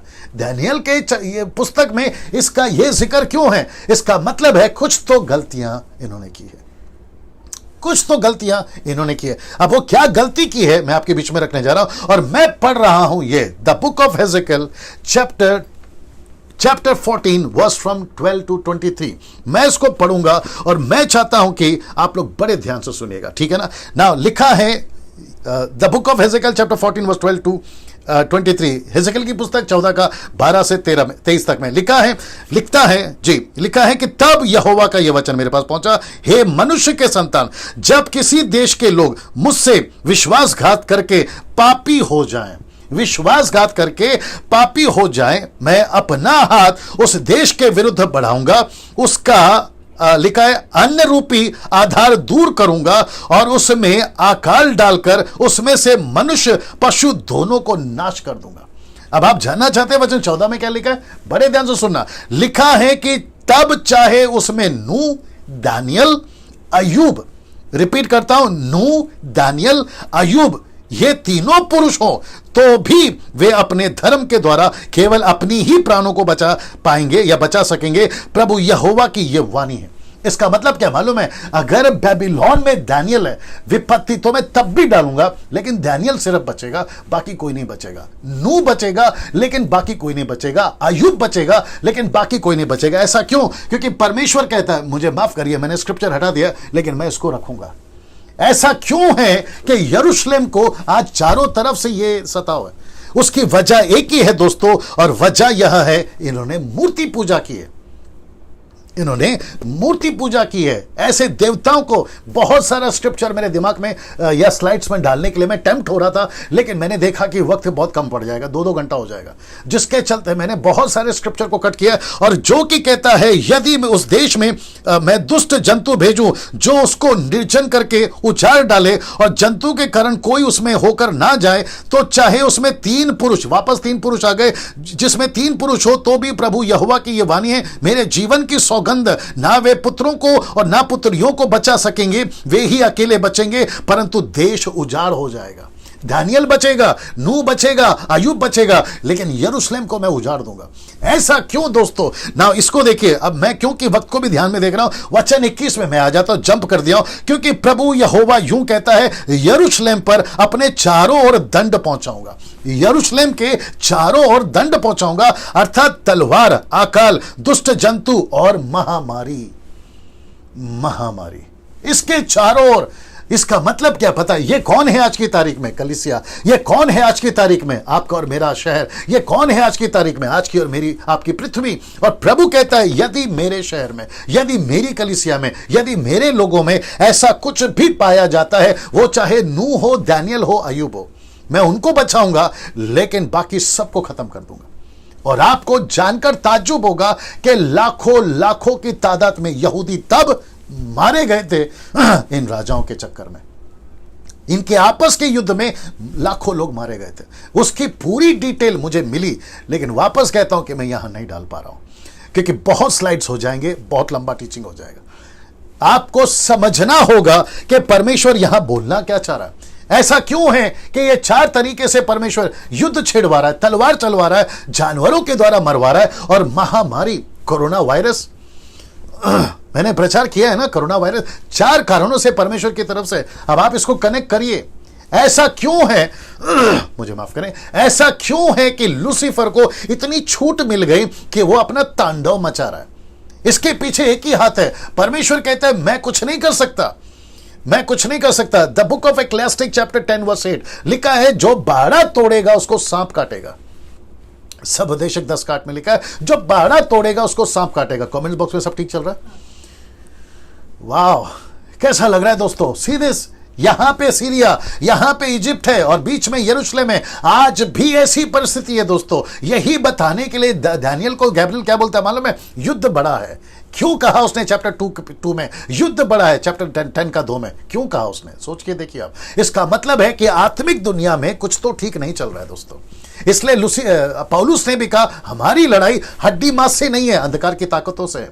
आप जितने भी अन्य भाषा में बात करते हैं ना, जिब्रिश, मैं उन सभी को पूछना चाहता हूं कि सर आप लोग तो दावा करते हो कि हम प्रभु से बात कर रहे हैं, हम प्रभु से बात कर रहे हैं। तो मैं उन सभियों को पूछना चाहता हूं, आज तो पूछ ही लेता हूं कि सर जब आप लोग इतना प्रभु से बात कर रहे थे तो आपको प्रभु ने यह क्यों नहीं बताया कि पूरे दुनिया में कोरोना वायरस आने वाला है? मेरा सीधा काउंटर सवाल है आपको, क्यों नहीं बताया सर? आप लोग जो दावा करते हो ना कि हम प्रभु से बात करते हैं, गुप्त में बातें करते हैं, 8-8 घंटा बात करते हैं, तो ये 8-8 घंटे में परमेश्वर ने आधा घंटा, आधा मिनट भी नहीं बताया आपको कि कोरोना वायरस आने वाला है? क्या लगा के रखा सर? मैं तो इसके ऊपर बहुत बात करूंगा भविष्य में। पूरा का पूरा 1 कुरिन्थियों 14 अध्याय 1 से लेकर 40 तक का ये स्क्रिप्चर है, पूरा चैप्टर पे बात करूंगा। एक दिन मैं आऊंगा उसके ऊपर भी। लेकिन गड़बड़ बहुत करके रखा है आप लोगों ने, वो चाहे महाराष्ट्र हो, पंजाब हो या फिर अदर कंट्रीज हो। जो चीज नहीं है उसको जबरदस्ती डाल दिया। इसको कहते हैं फोर्स फिटिंग, जबरदस्ती घुसा देना। ऐसी कोई डॉक्ट्रिन नहीं है, घुसा दिया। ऐसा कोई दान नहीं है, घुसा दिया। गाय का बछड़ा जैसे हारून ने घुसा दिया ना, परमेश्वर को गाय का बछड़ा बना दिया था उसने, बोला ये है हमारा परमेश्वर। कौन? गाय का बछड़ा। और 6 लाख लोगों ने स्वीकार भी कर लिया, क्योंकि हारून था ना मूसा का बड़ा भाई। अरे ये तो भविष्यवक्ता है, अरे ये तो लीडर है, अरे ये तो सीनियर है, ये कैसे गलत हो सकता है? यही तो चल रहा है आजकल भी। प्रभु का इतना बड़ा दास है। एक को मैं बोल रहा था कि अन्य भाषा में बात मत कर, कहता है कि आज 90% लोग बात करते, तो क्या वो गलत है? तो फिर क्या हारून सही था जिसने 6 लाख लोगों को फंसाया? क्या बात करते हो यार, सोचो जरा। मैं इसको क्यों बीच में डाल रहा हूं? क्योंकि ऐसी परिस्थिति तब भी थी, आज ऐसी परिस्थिति अब भी है। लूसीफर को इतनी छूट इसलिए मिली है क्योंकि लोग परमेश्वर के वचन में, मैं कनेक्ट करूंगा जब 32 वचन में आऊंगा ना, स्क्रिप्चर 30 वर्सेस 32 में आऊंगा ना इसी का, तब मैं आपको कनेक्ट करूंगा। मेरे को वक्त का भी ध्यान रखना है। सो ये चीजें आप समझ गए। मैं रिक्वेस्ट करता हूं कि ये पूरा पढ़ लेना जब आपको टाइम मिले। वचन 11, तब दक्षिण देश का राजा चढ़ेगा, निकलकर उत्तर देश के, वापस आ गया उत्तर। आप समझ गए मैं किसकी बात कर रहा हूं। राजा से युद्ध करेगा, वह राजा लड़ने के लिए बड़ी भीड़ इकट्ठी करेगा, परंतु वह भीड़ उसके हाथ में कर दी जाएगी। फिर वचन 12, उस भीड़ को जीतकर उसका मन फूल उठेगा, वह लाखों लोगों को घिराकर, परंतु वो प्रबल ना होगा। फिर वापस आ गया उत्तर, क्योंकि उत्तर देश का राजा लौटकर पहले से भी बड़ी भीड़ इकट्ठी करेगा कई दिनों वरना वर्षों के बीतने पर वह निश्चय बड़ी सेना और संपत्ति ले आएगा। अब याद रखो, उत्तर दक्षिण, नॉर्थ साउथ, उत्तर दक्षिण, नॉर्थ साउथ, ये किसके बीच में लड़ रहे हैं? यरूशलेम। बीच में फंस कौन रहा है? यरूशलेम। बोलना क्या चाह रहा मालूम है? ये सब वचन में मैं आपको क्या बोलना चाह रहा हूं कि कभी यहां से अटैक हो रहा है, तो कभी यहां से अटैक हो रहा है, कभी वो इतनी आर्मी लेकर आ रहा है, कभी ये इतनी आर्मी लेकर आ रहा है, और बीच में दिन रात चैन किसको नहीं है? यरूशलेम। आज भी यही है ना, कभी एक वचन पढ़े थे हमने, कौन सा वचन पढ़ा था याद नहीं आ रहा, कहता है कि रात हुई तो सुबह कब होगी, और अगर सुबह हुई तो रात कब होगी, ऐसा इंतजार करते थे। एक वचन लिखा था, पढ़ा था हम लोगों ने, कौन सा याद नहीं आ रहा, या आप है मेरे साथ में, तो इसका नहीं, इट्स ओके, इसका मतलब है कि ऐसा चैन नहीं था, बेचैनी वाला जीवन ऐसा क्यों हुआ? एक ही कारण है, परमेश्वर को त्याग कर जीवन जी रहे थे। कौन? यरूशलेम के लोग। मूर्ति पूजा, पाप, व्यभिचार, परमेश्वर के वचनों को त्याग कर परमेश्वर को हल्के में लिया। आज भी कई लोगों की यह हालत है। आज भी कई लोगों की हालत। मुझे कितने कॉल आते हैं, मुझे कितने मैसेजेस हैं, पास्टर जी प्रार्थना करो बिजनेस ठप हो गया, पास्टर जी प्रार्थना करो नौकरी चली गई, पास्टर जी प्रार्थना करो घर में प्रॉब्लम है, पास्टर जी प्रार्थना करो कुछ भी ठीक नहीं लग रहा। अच्छा, मसीह बनकर 3 साल हो गए, मसीह बनकर 15 साल हो गए, लेकिन कुछ भी ठीक नहीं है। ठीक इसलिए नहीं है क्योंकि तुम परमेश्वर के बिल्कुल वचन के अनुसार नहीं चल रहे हो। मेरा यह दावा है आपसे, जब मैं 32 को कनेक्ट करूंगा, मेरा दावा है आपसे, आप परमेश्वर के साथ ठीक रहो, परमेश्वर आपके साथ ठीक रहेगा। और ये बीच में जो लूसीफर है ना, इसका काम खत्म। वाह, कैसा लग रहा है? सोचिए आप लोग, ये शिक्षाएं, ये टीचिंग, ये बातें मैं चाहता हूं कि पूरे दुनिया में फैले। मैं रिक्वेस्ट करता हूं, जो कि मैं पहले दिन से करते आ रहा, इस वीडियो को लूसीफर को अच्छे से पता है, डैनियल राज के वीडियो को, revelation, rapture, Daniel, the book of Daniel, ये स्टडी व्हाट्सएप पे, फेसबुक पे मत भेजो, ये लूसीफर पक्का चाहेगा। इसलिए वो एडमिन्स को या फिर जो भी पास्टर्स है, वो अपने चर्च को अनाउंसमेंट कर रहे हैं। मुझे पता चला है, वो कह रहे हैं कि डैनियल राज की वीडियो मत सुनो। अब आप सोच के देखो कि ये औलादे किसकी हैं। अब आप सोच के देखो इनको लीड कौन कर रहा है। अब आप सोच के देखो इनके पीछे मास्टर प्लान किसका है। See that. लेकिन इससे कोई फर्क नहीं पड़ता। आप डैनियल राज को रोक सकते हो, मेरे जैसे 50 खड़े होंगे, मेरे जैसे 50 छोड़ो सर, मुझे छोड़ो सर। अगर परमेश्वर ने तुमको खड़ा कर दिया ना, तो तुम खुद भी यही बात बोलोगे जो आज मैं बोल रहा हूं। ये बात को आपको समझना होगा। फर्क इतना है कि आज मैं बोल रहा हूं, कल तुम बोलोगे। देरी हो जाएगी, बस उतना ध्यान रखना, देरी ना हो जाए उतना ध्यान रखना। वचन 14 कहता है, उन दिनों में बहुत से लोग दक्षिण, वापस आ गया दक्षिण, उन दिनों में बहुत से दक्षिण देश के राजा के विरुद्ध उठेंगे, वरना तेरे लोगों में से भी उपद्रव लोग उठ खड़े होंगे, जिससे इस दर्शन की बातें पूरी हो जाएंगी, परंतु वे ठोकर खाकर गिरेंगे। इसका मतलब है परमेश्वर ये सब क्यों करवा रहा है? कभी उत्तर, कभी दक्षिण, कभी साउथ, कभी नॉर्थ, ये चल क्या रहा है? और बीच में पिसरा कौन है? यरूशलेम।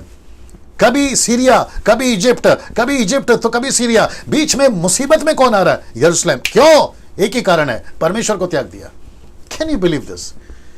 वाह, मेरे दिमाग में बहुत कुछ चल रहा है, लेकिन वक्त को ध्यान रहे। वचन 15, तब उत्तर देश का राजा आकर किला बांधेगा और दुड नगर ले लेगा, और दक्षिण देश के ना तो प्रधान खड़े रहेंगे और ना बड़े वीर, क्योंकि किसी के खड़े रहने का बल ना रहेगा। तो इसका मतलब क्या मालूम है? इसको देखो, सिलैकस जो नॉर्थ है एंड टोलोमी जो टोलोमी साउथ है, ये जो है 5 से लेकर 15 तक, यहां पर जो है इनका अभी फिलहाल जिक्र नहीं होगा, 40 पद तक में नहीं होगा। अब यहां से पद 16, मैं पद 16 स्क्रिप्चर वर्ड से 16 जो है शुरू कर रहा हूं, तो यहां पे ये खत्म होते हैं, लेकिन पद 40 में ये वापस आएंगे।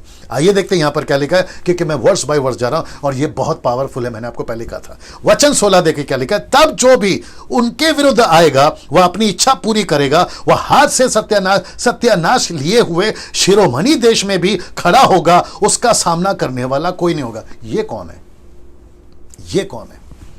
आपको याद होगा अगर थोड़ा सा, कि नबूकदनेस्सर ने एक स्टैचू देखा था, तो सर क्या था? सोने का।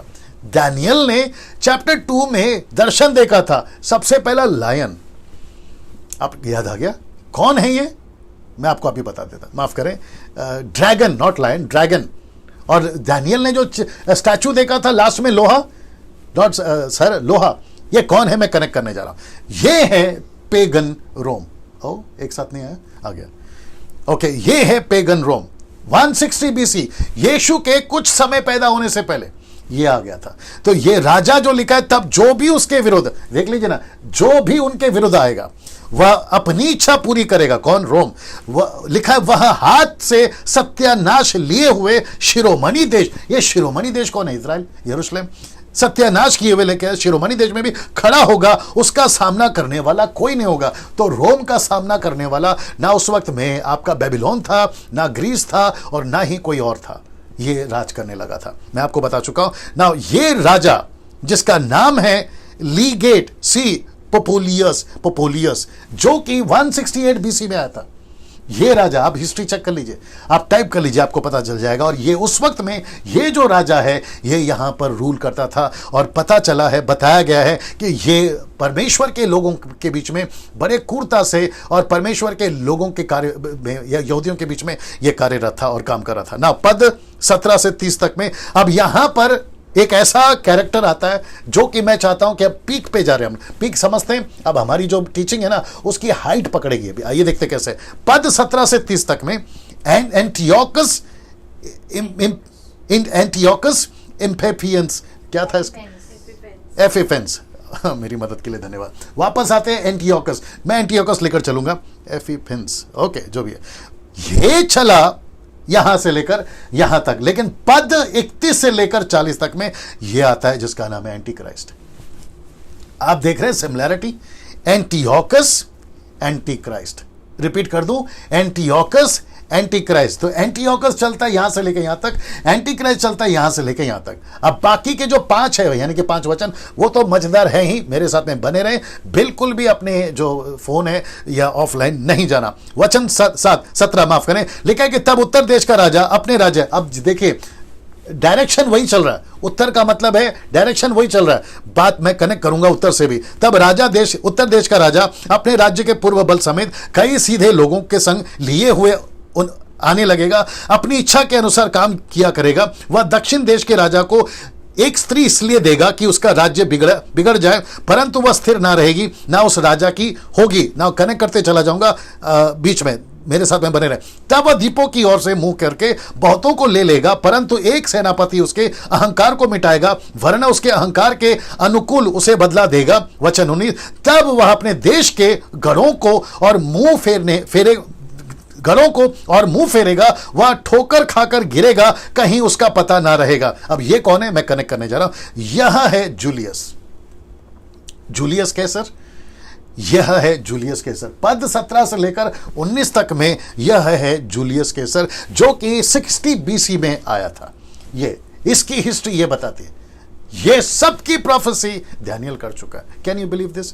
इन सबका चर्चा दानियल बता चुका है। ये बीच में आया था ना। अब इसको देखे, मैं एंटियोक्स से इसको जोड़ रहा हूं। एंटियोक्स आएगा अभी, देखिए। तब उसके स्थान में कोई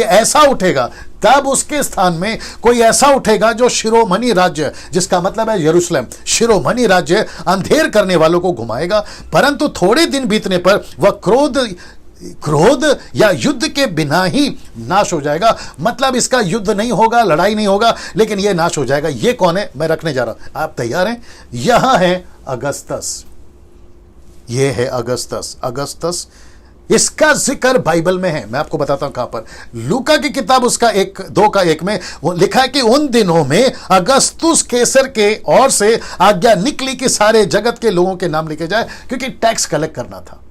ये यहां एंट्री मारता है। और आप सभी को पता है कि लूक, अब जरा ध्यान से सुनो, राहुल आर्या और जाकिर नायक और उसको फॉलो करने वाले, ये कहते हैं कि इनकी बाइबल चेंज हो गई है, ये कहते हैं कि इनका बाइबल करप्ट हो गया, ये कहते हैं कि सब क्या कहते हैं ना, झूठ है, यीशु क्रूस पे नहीं मरा। जाकिर नायक, यार तुम तो कमाल के आदमी हो, तुम कहते हो कि यीशु मसीह क्रूस पे नहीं मरा। तुम्हारी एक वीडियो देखी थी मैंने, तुम उसमें कह रहे थे कि यीशु मसीह को क्रूस पे मारा नहीं गया। कहां से लाते हो यार तुम ये स्टडी, कहां से ढूंढते हो? पूरी दुनिया, इतिहास गवाह है, आपकी हिस्ट्री पड़ी हुई है। तुम एक अकेले बीच में आकर खड़े होकर यह बोलने लगते हो कि यीशु मसीह क्रूस पे नहीं मरा। अगर यीशु मसीह क्रूस पे नहीं मरा तो अगस्तस ने ही ऑर्डर दिया था रोम में बैठकर, पायलट और हेरोदेस के टाइम पे, कि यीशु को क्रूस पे चढ़ा। तो फिर यह आदमी पागल था क्या तुम्हारे हिसाब से? कहां से लाते हो यार तुम ये स्टडी? और देखिए, जो उसको फॉलो करते हैं ना, और साथ ही साथ जो हम मसीह के लोग, क्राइस्ट फॉलोवर, ऐसी कोई वीडियो देखते हो और आप लोग भी हिल जाते हो। क्यों हिलते हो? आपका विश्वास, आपका स्टडी इतना कमजोर है, और जीसस क्राइस्ट, इन चिल्लरों को सुन के तुम्हारी स्टडी हिल जाती है। इनकी औकात क्या है भाई? ये लोग हैं क्या चीज, और वो भी परमेश्वर के सामने, और ये कहते हैं कि यीशु क्रूस पे नहीं चढ़ा। इससे घटिया बात और क्या हो सकती है बताइए? कहते हैं यीशु मसीह क्रूस पे नहीं चढ़ा, क्रूसिफिकेशन का डेफिनेशन दे रहे हैं। हद होती है यार। कहां से लाते हो तुम ये स्टडी, कहां से लाते हो ये कॉन्टेक्स्ट, कहां से लाते हो ये थियरी? कोई मैच नहीं करता तुम्हारी बातों को। और जब ऐसी कोई वीडियो मेरे पास पहुंचती है, मेरे को तो हंसी छूटती है तुम्हारे क्या कहते हैं उसके स्टडी के ऊपर। इतनी बकवास करते हो यार तुम, जाकिर नाइक या तुम्हारे जैसे लोग। बात को समझा करो। यहां पे अगस्तस के टाइम पे ये ऑर्डर निकल चुका था। लूक कौन है? पेशे से डॉक्टर।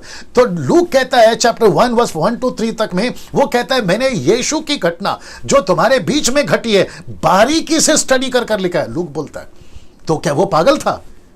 हद होती है यार। और जितने भी क्राइस्ट फॉलोवर्स हैं, मैं आप सभी को कहना चाहता हूं कि सर आप लोग जो पढ़ते हो ना वो पूरी तरह से प्योर है, वो पूरी तरह से ओरिजिनल है। बस एक ही चीज मैं यहां कहूंगा कि ओरिजिनल मैन्युस्क्रिप्ट हमारे पास नहीं है, मैं इस बात को मानता हूं, और जिसकी जरूरत हमको नहीं है। We have the copies of copies of copies of copies, translation translation translation, जिससे हमको कोई दिक्कत नहीं है, जिससे हमको कोई दिक्कत नहीं है। वो उतना ही सच है जितना तब था और जितना आज है। सो ऐसे किसी बकवास वीडियो को, ऐसे किसी भी उल्टे सीधे वीडियो को कि यीशु मसीह क्रूसिफाइड नहीं हुए, यीशु मसीह को क्रूस पे नहीं मारा गया, बाइबल गलत है, बाइबल को करप्ट कर दिया गया, ये ओरिजिनल बाइबल नहीं है, ऐसे सभी बकवास वीडियो को बंद करिए और ना ही देखिएगा आप लोग, ठीक है ना। ना मैं वापस कहता हूं कि लूका 2:1 में अगस्तस का जिक्र हो चुका है, और इसी के राज्य में जब ये रोम में राज कर रहा था, उसी के राज्य में जो है ऑर्डर निकला था कि यीशु को क्रूस पे चढ़ा। हालांकि पिलातुस उस वक्त में उस क्षेत्र पर था। पद 21 से 30 तक में अब मैं आ गया हूं, पद 21 से 30 तक में। अब यहां से आपका एक कैरेक्टर आता है जो कि एंटी क्राइस्ट का, क्या बोलते हैं ना उसको, डुप्लीकेट होगा। मतलब एंटी क्राइस्ट क्या क्या करेगा अंत के दिनों में, ऑलरेडी ये कैरेक्टर कर चुका है। तो इसको स्टडी करके आप अंदाजा लगा सकते हैं कि अगर ये ऐसा है तो एंटी क्राइस्ट उसका बाप होगा। तो उसकी कॉपी है ये। कौन? अभी बता रहा हूं। ये राजा जिसका नाम है एंटियोक्स द ग्रेट फोर्थ, माफ करें, फोर्थ, एंटियोक्स द ग्रेट फोर्थ। मतलब ये चौथा राजा था उस वक्त में रोम पे। और मैंने लिखा है कि मैडमैन, ये पागल है। मैं बताता हूं कैसे। वचन खुद कहता है, लिखा है कि उसके स्थान में एक तुच्छ मनुष्य उठेगा। ये देख लीजिए, तुच्छ मनुष्य। ये तुच्छ मनुष्य कौन है? Antiochus. Antiochus, is it right pronunciation? Antiochus. ये तुच्छ मनुष्य उठेगा जिसकी राज प्रतिष्ठा पहले तो ना होगी, तो भी वह चैन के समय आकर, चैन का समय मतलब आप समझ गए, चैन का मतलब आप समझ गए होंगे। चैन के समय का मतलब है जब शांति का, माफ करें, 400 साल का गैप था, और साथ ही साथ में यीशु मसीह 30 साल तक में कुछ काम नहीं कर रहे थे, उसको कनेक्ट कर सकते हैं। तो भी चैन के समय आकर चिकनी चुपड़ी बातों के द्वारा राज्य को प्राप्त करेगा। इसका जो क्या कहते हैं ना, एंटियोक का जो है ना, किसी प्रकार का कोई बैकग्राउंड नहीं है किंगशिप का। लेट मी रिपीट अगेन, इसका कोई बैकग्राउंड नहीं है किंगशिप का। मतलब इसके पूर्वज राजा थे ऐसा कुछ नहीं है। ये अचानक से उठेगा, जैसे एंटी क्राइस्ट अचानक से उठेगा। एंटी क्राइस्ट का भी कोई बैकग्राउंड नहीं है। आप लोग समझ रहे होंगे मैं क्या बात कर रहा हूं। वैसे ही एंटीयोक का भी कोई बैकग्राउंड नहीं है, उसके बावजूद भी ये राज करने लगेगा, और इतना गंदा राज कर रहा है। मैं इसको कनेक्ट करूंगा ना। इसको देखिए, उसके स्थान में एक तुच्छ मनुष्य उठेगा, ये मैं आपको बता चुका हूं। वचन 22, तब उसकी बुझा रूपी बाढ़ से लोग, मतलब फ्लड, नदी बहेगी, बाढ़ बहेगी, उसकी बुझा रूपी बाढ़ से लोग वर्ण वाचा का प्रधान। ये वाचा का प्रधान कौन है? आप लोग समझ गए होंगे ये वाचा का प्रधान कौन है। ये वाचा का प्रधान आपका और मेरा यीशु मसीह है, जो कि लिखा है कि जीसस जो है 3.5 साल के बीच में कट हो जाएगा। सब ठीक चल रहा है? सब ठीक है जी? ये आंकड़ा क्या है, नहीं दिख रहा है? 16 या मेरे साथ में बने रहे, ठीक है ना। ये the book of Daniel chapter 9 verse 26 में आपको पता चल गया होगा। बीच में यीशु मसीह को जो है मध्य में, यीशु मसीह will be, Jesus will be cut off, Messiah will be cut off. याद आ गया होगा आपको। तो वाचा का प्रधान, और लिखा है कि क्या लिखा है, Tiberius was Roman emperor when Jesus was crucified.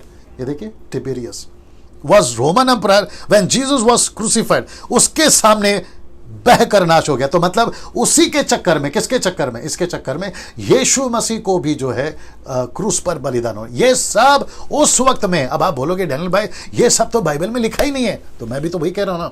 Bible में उस वक्त में राजा कौन था नहीं लिखा है, कौन सा राजा था वो नहीं लिखा है, किसने क्या किया वो नहीं लिखा है। बल्कि जो 4 किताबें, मत्ती, मरकुस, लूका, योना, ये जितनी जरूरत है, इसलिए तो लिखा ना योना किताब में, अगर सब लिखा जाता तो जगत में ना समाती। सब लिखा जाता, ये तो लिखा भी है ना।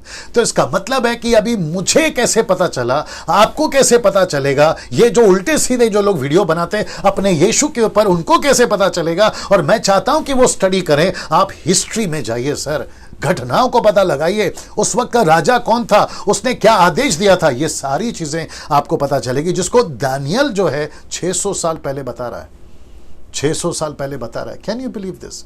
सब ठीक है? सब ठीक है? Can you believe this? मैं वापस कहता हूं, मसीह लोगों, अपनी पीठ थपथपाओ, खुद को शाबाशी दो। आप एक ऐसे लोग हो जो सच्चाई की तरफ आगे बढ़ रहे हो। सत्य आपके पास है, सत्य मेरे पास में, और वो सत्य का नाम है यीशु मसीह। मैं सच कह रहा हूं आपको, वो सत्य का नाम है यीशु मसीह। ऐसा सत्य, ऐसा क्या कहते हैं, सत्य का बुनियाद किसी के पास नहीं है। वो चाहे किसी का भी नाम ले लीजिए, किसी का इतना बैकग्राउंड स्ट्रांग नहीं है जितना यीशु का बैकग्राउंड स्ट्रांग है। निकाल के बता दीजिए, आप कहां से निकाल के बता सकते हैं? आपकी कोई हिस्ट्री नहीं है। बात करते हो तुम्हारी कोई हिस्ट्री नहीं है। यीशु की हिस्ट्री है, यीशु की घटनाएं हैं, यीशु की बातें हैं, यीशु का पूरा जीवन काल पड़ा हुआ है, और अच्छों को पता है। क्या बात करते हो यार तुम लोग, उल्टी सीधी वीडियो बनाते हो। लिखा है कि तब उसकी भुजा रूपी बाढ़ से लोग वर्ण वाचा का प्रधान भी बह जाएगा। बह जाएगा मतलब है उस वक्त में यीशु मसीह को, उन दिनों में ही यीशु मसीह को क्रूस पे मारा गया था। यह बात बताती है, क्योंकि वह उसके संग वाचा बांधने पर भी छल करेगा और थोड़े ही लोगों को संग लिए हुए चढ़कर प्रबल करेगा। मैं कनेक्ट कर रहा हूं, लिखा है वचन 24 में, चैन के समय वह प्रांत के उत्तम से उत्तम स्थानों पर चढ़ाई करेगा। जो काम ना उसके पूर्वज ना उसके पूर्वजों के पूर्वजों करते थे, वह करेगा कौन? एंटियोकस। क्या करेगा मैं वो भी बताता। लुटी हुई धन संपत्ति उनमें बहुत बांटा करेगा। वह कुछ काल तक दृढ़ नगरों को लेने की कल्पना करता रहेगा। मैं कनेक्ट कर रहा हूं आगे। 25 कहता है, तब वह दक्षिण देश के राजाओं के विरुद्ध बड़ी सेना लिए हुए अपने बल हियाव को बढ़ाएगा। दक्षिण देश का राजा अत्यंत बड़ी सामर्थ्य सेना लिए हुए युद्ध तो करेगा, परंतु ठहर ना सकेगा, क्योंकि लोग उसके विरुद्ध कल्पना करेंगे। वचन 26 को भी पढ़ देता हूं। उसके भोजन के खाने वाले भी उसको हरवाएंगे। यद्यपि उसकी सेना बाढ़ के समान चढ़ेगी, तो भी उसके बहुत से लोग मर मिटेंगे। वचन 27, तब उन दिनों दोनों राजाओं के मन बुराई करने लगेंगे, यहां तक कि वे एक ही मेज पर बैठे हुए आपस में झूठ बोलेंगे, परंतु उनसे कुछ बनना पड़ेगा, क्योंकि उन सब बातों का अंत नियत ही समय पर होने वाला है। इसको भी पढ़ देता हूं। तब उत्तर देश का राजा बड़ी लूट लिए हुए अपने देश को लौटेगा। उसका मन पवित्र वाचा के विरुद्ध उभारेगा। वह अपनी इच्छा पूरी करेगा, अपने देश को लौट आएगा। वचन 29, नियत समय पर वह फिर दक्षिण देश की ओर आएगा, परंतु उस पिछली बार के समान इस बार का उसका वश ना चलेगा। वचन 30, फिर मैं एंटीक्राइस्ट के पास आऊंगा, क्योंकि कित्तियों के जहाज उसके विरुद्ध आएंगे, वह उदास होकर लौटेगा। अब लिखा है, पवित्र वाचा पर चढ़कर अपनी इच्छा पूरी करेगा, लौटकर पवित्र वाचा को तोड़ने वालों की सुधि लेगा। ये सब एंटियोक्स ने यरूशलेम में यीशु के बाद, मैं रिपीट करता हूं, यीशु के बाद और यीशु के पहले जीवन काल में यह सब यहूदियों के साथ, यरूशलेम वालों के साथ में इसने किया था। और आपको पता है इसने क्या किया था? अपने देवता की या देवी की ग्रीस की मूर्ति को परमेश्वर के मंदिर में जाके रख दिया था और कहा था कि इसकी आराधना करो, एंटियोक्स ने। और यही चीज एंटीक्राइस्ट करेगा। एंटियोक्स ने अपनी मूर्ति नहीं रखी, अपने शहर की मूर्ति रखी, लेकिन एंटीक्राइस्ट अपनी खुद की मूर्ति रखेगा यरूशलेम में, मंदिर में। ये आपको पता होना चाहिए, मैं जो कि बता चुका। अब आप सिमिलैरिटी देखिए कि इनका क्या चल रहा है, और अब यहां से शुरू हो रहा है एंटीक्राइस्ट। मैं वक्त का भी ध्यान रख रहा हूं। एंटीक्राइस्ट अब यहां से शुरू हो रहा है। सब ठीक है? कमेंट्स बॉक्स में सब ठीक है? बड़े ध्यान से सुनिएगा दोस्तों, आपको समझना बहुत जरूरी है कि यहां पे एंटियोक्स ने जो उस वक्त में अत्याचार किया था, मेरे पास में बहुत लंबी लिस्ट है उसकी कि उसने क्या क्या किया था। सुअर के मांस चढ़ा दिए थे उसने, अर्पण करता था, सुअर को अर्पण करता था वो परमेश्वर के मंदिर में, जो कि अलाउड नहीं है। उस वक्त में परमेश्वर ने मना किया था, ये नहीं होना चाहिए।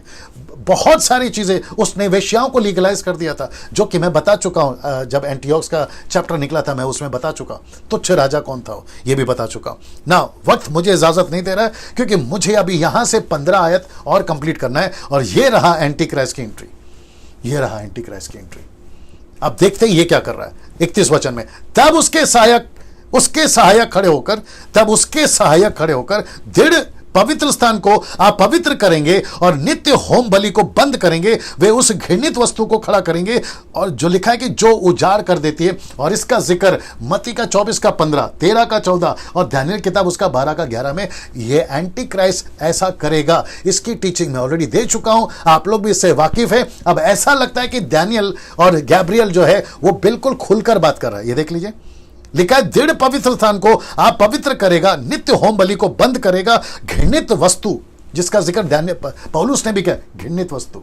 ये कौन है? Anti Christ. आप लोग इस बात से वाकिफ है ना। इसको देखिए दोस्तों, वचन 32, जो लोग दुष्ट होकर उस वाचा को तोड़ेंगे उनको वह चिकनी चुपड़ी बातें कहकर भक्तिहीन कर देगा।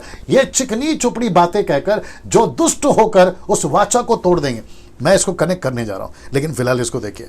परंतु जो लोग अपने परमेश्वर का ध्यान रखेंगे वे हियाव बांधकर बड़े काम करेंगे। वो हियाव बांधकर बड़े काम करें। आपको याद होगा, मैंने कहा था ना अभी थोड़ी देर पहले, मैं जब 32 में आऊंगा तो मैं आपको कनेक्ट करूंगा। आपको पता है ये क्या चीज है? ऊपर लिखा है दुष्ट बहकर, दुष्ट होकर, जो लोग दुष्ट होकर उस वाचा को तोड़ेंगे। मतलब ये ऐसे लोग हैं, उस वक्त में एंटियोक्स के टाइम पे ऐसे यहूदी थे, वो होते तो यहूदी थे लेकिन मूर्ति पूजक थे। आज एंटी क्राइस्ट के टाइम पे भी क्रिश्चियन से मेरा मतलब है क्राइस्ट फॉलोअर, मसीह होकर भी संसारिक होंगे। बाप रे, वापस आना पड़ेगा। एंटियोक्स के टाइम पे यहूदी थे लेकिन मूर्ति पूजक थे। एंटी क्राइस्ट के टाइम पे यीशु के लोग हैं लेकिन अविश्वासी और संसारिक लोग हैं। सीधा सिमिलैरिटी। और ऐसे लोगों को यह अपनी चिकनी चुपड़ी बातों से फंसाएगा। लेकिन वचन यह भी कहता है परंतु जो लोग अपने परमेश्वर का ज्ञान रखेंगे। यह क्या है?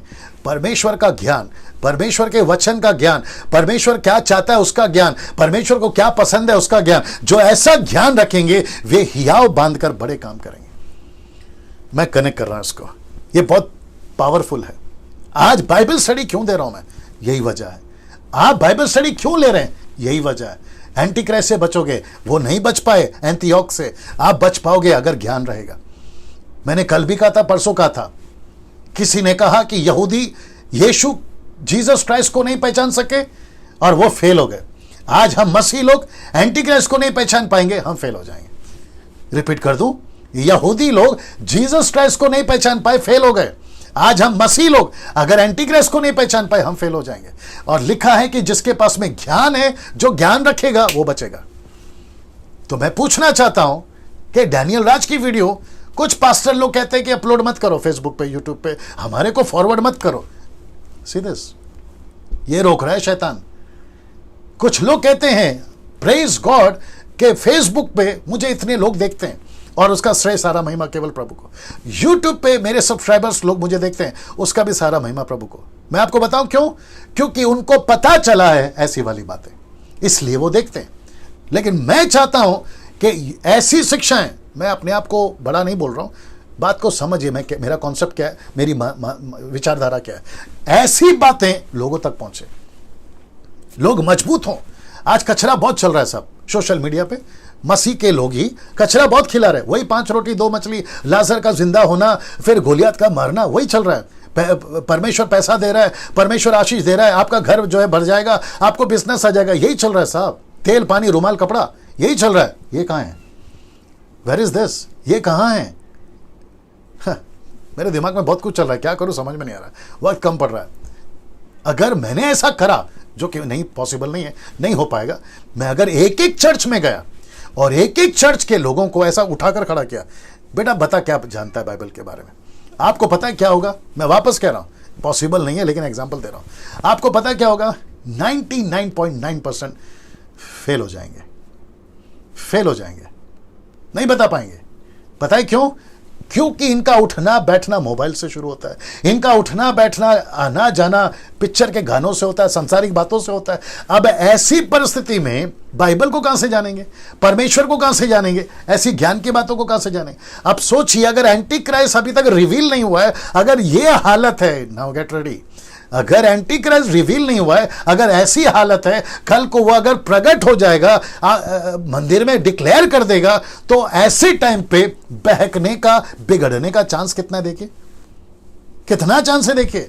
मैं सैल्यूट करता हूं उन सेवकों को जो अपने चर्च को बाइबल स्टडी करवाते हैं। मैं सैल्यूट करता हूं उन विश्वासियों को जो खुद स्टडी करते हैं। मैं सैल्यूट करता हूं उन सभी को जो खुद बाइबल पढ़ते हैं, क्योंकि ज्ञान का रखना बहुत जरूरी है। इसलिए यीशु ने क्या कहा पता है? यीशु ने कहा जिसके पास ज्ञान है और जिसके पास बुद्धि है वो इस पशु का अंक जोड़ ले। प्रकाश के 13:18। जिसके पास ज्ञान है वही तो जोड़ेगा। इसका मतलब क्या है? वो पकड़ेगा कि एंटी क्राइस्ट कौन है। पहला यूहन्ना 2:18 कल पढ़े थे हम लोगों ने कि अभी भी एंटी क्राइस्ट जगत में है। उसको पकड़ने के लिए, उसको पहचानने के लिए आपके पास में ज्ञान होना बहुत जरूरी है। मैं इसको कनेक्ट कर रहा हूं, इसको देखिए। एंटीओक्स के वक्त का क्लेश अलग था, एंटी क्राइस्ट के वक्त का क्लेश अलग है, या अलग होगा। अलग था, अलग होगा, अलग करना चाहिए था। आज हर जगह विश्वासियों को अपने विश्वास की कीमत चुकानी पड़ रही है। मैं आपको बताता हूं कैसे। बिजनेस में, फैमिलीज में, जॉब्स में और फ्रेंड्स में। पता है क्यों? मैं आपको बताता हूं। यहां पे टॉर्चर होता था शरीर में, यहां पे सताया जाता था शहर में, यहां से लूट लिया जाता था, यहां से उनको बेच दिया जाता था। नीलामी होती थी साहब, यहूदियों को लाइन से खड़ा करके, लड़कों को, बच्चों को, औरतों को, पुरुषों को इतने में खरीद सकते हो, इसको कितने में। वहां बोली लगती थी। ऐसा करा था इस आदमी ने। लेकिन आजकल क्या चल रहा है मालूम है? वो नहीं चल रहा है, क्योंकि लॉ एंड ऑर्डर आ गया है, कॉन्स्टिट्यूशन आ गया है, सब जगह पे जो है क्या कहते हैं ना, पीस वाला सिस्टम चल रहा है। तो यहां का क्लेश और एंटी क्राइस्ट का टाइम का क्लेश और अभी जो क्लेश चल रहा है वो टोटल डिफरेंट है। इसलिए मैंने लिखा अलग है। अभी कैसा क्लेश है मालूम है? अगर आप विश्वासी हैं, बिजनेस में आपको पाबंदी है। अगर आप विश्वासी हैं तो आपको नौकरी पे पाबंदी है। अगर आप विश्वासी हैं तो आपको फैमिलीज में पाबंदी है, आपके दोस्तों में पाबंदी है। फिर आप क्या कहते हो पता है? आप कहते हो यार मुझे परमेश्वर का वचन का ज्ञान है, मैं घूस नहीं ले सकता, मैं यह चोरी नहीं कर सकता, मैं आपकी तरह दारू नहीं पी सकता, मैं आपकी तरह सिगरेट नहीं पी सकता, क्योंकि परमेश्वर का ज्ञान है। लेकिन ऐसे भी क्रिश्चियंस हैं जो भटक जाएंगे। ये देख लो ऊपर, ऐसे भी क्रिश्चियन हैं जो उसकी चिकनी चुपड़ी बातों में आकर भटक जाएंगे। मैं इसलिए सख्त मना करता हूं, मैं इसलिए सख्त खिलाफ हूं कि सांसारिक चीजों से बच के रहिए, सांसारिक चीजों से बच के रहिए, सांसारिक चीजों से बच के रहिए। आप बिजनेस में, फैमिलीज में, जॉब्स में, फ्रेंड्स में आप अपनी आइडेंटिटी कैसे रखते हो, ये बहुत मैटर करता है। मुझे नहीं पता कि इस वक्त में कौन कौन क्या क्या रिएक्ट कर रहा है, लेकिन आप अपने कमेंट्स बॉक्स में आपका जो भी प्रतिक्रिया है आप दीजिए प्लीज, और बताइए कि आपको ये वचन, ये बातें आज आपको क्या सिखा रही हैं। मैं इसके ऊपर बहुत कुछ बोलना चाहता था, लेकिन वक्त मुझे इजाजत नहीं दे रहा। वचन 33 आ गया, लिखा है कि लोगों को सिखाने वाले बुद्धिमान जन, लोगों को सिखाने वाले बुद्धिमान जन बहुतों को समझाएंगे। तो डैनियल राजा आज क्या कर रहा है? वही तो कर रहा है। तो भी वे बहुत दिन तक तलवार से छिदकर, आग में जलकर, लिखा है बंधुआई होकर, लुटकर बड़े दुख में पड़े रहेंगे। कौन? ऐसे लोग जो परमेश्वर के वचन को पढ़ना नहीं चाहते, परमेश्वर के पीछे चलना नहीं चाहते, लेकिन बुद्धिमान जन बहुतों को तैयार करते रहेंगे। ऐसे टाइम पे भी, एंटियोक के टाइम पे भी किया, एंटी क्राइस्ट के टाइम पे भी यही चलेगा और अभी भी यही चलना चाहिए। और यही वजह है कि डैनियल राज आपके बीच में बिना किसी स्वार्थ के, बिना किसी यूट्यूब पे पैसे कमाए, आपके बीच में कुछ लोगों ने मुझे कॉल करके बताया, उनके लोगों ने कहा कि डैनियल राज की वीडियो मत देखो क्योंकि वो ऐसा ऐसा बात करते हैं और वो पैसे कमाने से मना करते हैं। कहते हैं कि हम पैसे कमा रहे, उनको क्या तकलीफ है? यार तुम इतने नीचे गिर गए हो कि तुम परमेश्वर के वचनों को पैसे से बेच रहे हो। अगर मैं इसके ऊपर बात करूं तो 1 घंटे का वीडियो बना सकता हूं। क्या लगा के रखा है सर आप लोगों ने? कर क्या रहे हो? कोई गाना बेच रहा है, कोई म्यूजिक बेच रहा है, हद तो ये हो गई। अब आप कहोगे आपको कैसे मालूम? उसी में से निकला ना, 20 साल था ना उसके अंदर। अब लोग कहते हैं कि मैंने गाना बनाया, ये गाने का कीमत 5,000 रुपये मेरे सामने बिका है साहब, मैंने म्यूजिक दिया उसका इतना पैसा, मैंने मेहनत करी उसका इतना पैसा। तो मतलब अगर तुमको बिजनेस ही करना था तो फिर डिक्लेयर करो ना कि तुम बिजनेस करने के लिए क्रिश्चियन बने हो या क्राइस्ट फॉलोवर हो। बहुत कुछ बोल सकता हूं सर इसके ऊपर, बात को समझने की कोशिश करिए, लेकिन बुद्धिमान जन बहुतों को समझाएंगे ना। वचन 34, तब जब वे दुख में पड़ेंगे तब थोड़ा बहुत संभलेंगे तब वो थोड़ा बहुत संभलेंगे, परंतु बहुत से लोग, इसको देखिए, चिकनी चुपड़ी बातें कहकर उनसे मिल जाएंगे। बहुत से लोग दुख में जब पड़ेंगे, एंटी क्राइस्ट के टाइम की बात कर रहा हूं, तब वे दुख में तो पड़ेंगे, लिखा है थोड़ा बहुत संभलेंगे। फिर लिखता है कि परंतु बहुत से लोग उसकी चिकनी चुपड़ी बातों में फंस जाएंगे। आजकल यही तो चल रहा है। और इसलिए पौलुस ने, आई विश कि मेरे पास में टाइम होता, पौलुस कहता है कानों की खुजली के चलते आजकल लोग जो है प्रचारकों को बटोरेंगे। आपको पता है, जिसने मुझे कॉल किया उसने कहा कि डैनियल राज की वीडियो मत देखो, हम आपको इसकी वीडियो बेचते हैं, मैं नाम नहीं लूंगा, उसको देखो, इसको मत देखो। अब आप देखो क्या चल रहा है। चिकनी चुपड़ी बातें पसंद है ना। अब मैं ऐसा प्रचार करूंगा तो कैसे पसंद आएगा कि दुख उठाओ, सेवा करो, प्रभु के राज्य के पीछे चलो, ये तो उनको पसंद नहीं है। लेकिन चिकनी चुपड़ी बातें पसंद, सीधे चिकनी चुपड़ी बातें पसंद है। और यही तो कर रहा है शैतान आजकल। शैतान ने बिजी रखा हुआ है, बोला कुछ नहीं होगा, सब कुछ ठीक हो जाएगा, कोई चिंता की बात नहीं है, कोई चिंता की बात नहीं है। दिमाग में बहुत कुछ आ रहा है। वचन 35 लिखा है, और बुद्धिमानों में से कितने गिरेंगे।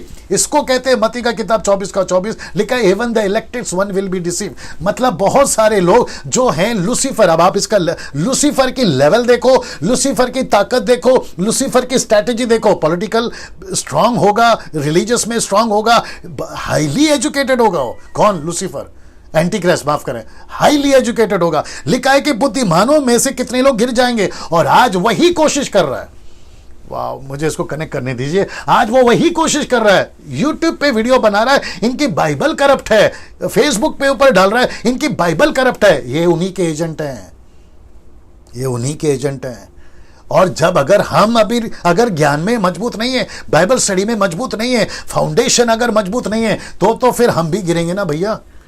मैं रिक्वेस्ट करता हूं जितने पास्टर्स है भारत के और अदर कंट्रीज के भी, सर आपको इतना वचन में मजबूत होना है और अपने चर्च को भी मजबूत करिए। 2-2 घंटा गिटार मत बजवाइए, 2-2 घंटा गाना मत मैं यहां चिढ़ गया हूं, अभी मुझे यहां गुस्सा आ रहा है। 2-2 घंटा गाना गाते हो, 2-2 घंटा नाचते हो, और तुम्हारे चर्च के लोगों को बाइबल की एबीसीडी नहीं पता है। क्या सेवा कर रहे हो और क्या चर्च चला रहे हो यार? ये कौन सा तरीका सेवा करने का? कहां लिखा 2-2 घंटा नाचते रहो, कहां लिखा 2-2 घंटा गाते रहो? अगर मैं इस पे आप भी आ गया, जो कि वक्त नहीं है मेरे पास में, तो फिर धज्जियां उड़ जाएगी। मुझे नहीं जानते आप लोग, मैंने 20 साल वही तो किया है। भारत का कोई ऐसा पास्टर नहीं है जो मुझे नहीं जानता, भारत का कोई गॉस्पल सिंगर नहीं है जो मुझे नहीं जानता, भारत का कोई ऐसा म्यूजिशियन नहीं है जो मुझे नहीं जानता। क्या बात करते हो? और उसके बावजूद मैं कह रहा हूं, अगर वचन में मजबूत नहीं किया, कलीसिया टूट जाएगी। तुमने कितनी बड़ी इमारत बनाई है, कितना स्ट्रक्चर उसमें डाला, पैसा डाला है, और कितना हाईटेक साउंड सिस्टम, एसी डाला है, उससे कोई फर्क नहीं पड़ेगा। तुम्हारे चर्च के लोग कितने मजबूत है। छोटा सा सरदर्द आता है, प्रार्थना निवेदन बांटते घूमते, ये हैसियत पता चल जाती है कि उनका लेवल क्या है। छोटा सा बुखार आता है, प्रार्थना करा माजा साटी, डोका दुखता है, पोटा दुखता है, ये नहीं चल रहा है। लंबी लाइन लगती है, ठपाक ठपाक ठपाक, कितनी बार प्रार्थना करवा के नीचे गिरते। अगर इसमें अभी घुसूं तो कितना निकालूंगा बार। लेकिन कहां है नॉलेज, कहां है परमेश्वर का वचन? नहीं तो ये फंसा देगा आपको अपनी चिकनी चुपड़ी बातों से। लिखा है ना, बुद्धिमानों में से भी कितने लोग गिरेंगे। ये ऐसा क्यों बोल रहा है गैब्रियल डैनियल को क्यों बोल रहा है? इसका मतलब है यह परिस्थिति तब भी थी, यह परिस्थिति अब भी है। वाह, इसलिए लिखा है कि इसलिए गिरने पाएंगे, लिखा है और इसलिए गिरने पाएंगे कि जांचे जाएं, निर्मल और उजले किए जाएं। यह दशा अंत के समय तक बनी रहेगी, क्योंकि इन सब बातों का अंत नियत समय में होने वाला। यह सब घटित होगा अंत के दिन में, सब घटित होगा। मेरे दिमाग में बहुत कुछ चल रहा है सर, क्या करूं। लिखा है 36 कहता है, जब वह राजा अपनी इच्छा के अनुसार काम करेगा। सबको ब्रैकेट किया, इसका मतलब है लिखा है कि तब वह राजा, जी हाईलाइट किया, तब वह राजा अपनी इच्छा के अनुसार काम करेगा। और लिखा है कि अपने आप को सारे देवताओं से ऊंचा और बड़ा ठहराएगा। सारे देवता दुनिया में, भारत में 33 कोटि है ना, अदर कंट्रीज में भी है ना। एंटी क्राइस्ट उन सब के ऊपर खुद को बड़ा करेगा। फिर आप सोच के देखो, फिर तुम जो आज का अपना लेके नाच रहे हो ना, तब क्या करोगे? जब एंटी क्राइस्ट खुद को डिक्लेयर करेगा, तब तुम क्या करोगे? सोच के देखिए। मैं इशारा दे रहा हूं, आगे आप समझदार हैं, आगे आप समझदार हैं। ये खुद को सब देवताओं के ऊपर खुद को डिक्लेयर करेगा कि मैं बड़ा देवता हूं। Can you believe this? ये सब लिखा है बाइबल में, ये सब लिखा है दानियेल की किताब में। वरन सब देवताओं के, परमेश्वर के विरोध भी अनोखी बातें कहेगा। ये किसी को नहीं बख्शेगा सर, ये किसी को नहीं बख्शेगा, ये किसी को नहीं बख्शेगा। कौन? Anti Christ. यीशु को बुरा भला कहेगा। और जितने भी ईश्वर हैं दुनिया में, जो तुम अपनी अपनी लेकर बैठे हो, उन सबको ये गालियां देगा। कौन? Anti Christ. Can you believe this? और तब, बड़े ध्यान से सुनना, कनेक्ट कर रहा हूं, तब जिसका जिसका फाउंडेशन हिला हुआ है वो सब इसके चेले बन जाएंगे, लेकिन जिसका फाउंडेशन मजबूत है वो इसके चेले नहीं बनेंगे। फिर बात कर लो तुम्हारे कोई भी धर्म की हो, तब आप उसके फॉलोवर बन जाओगे अगर फाउंडेशन मजबूत नहीं है।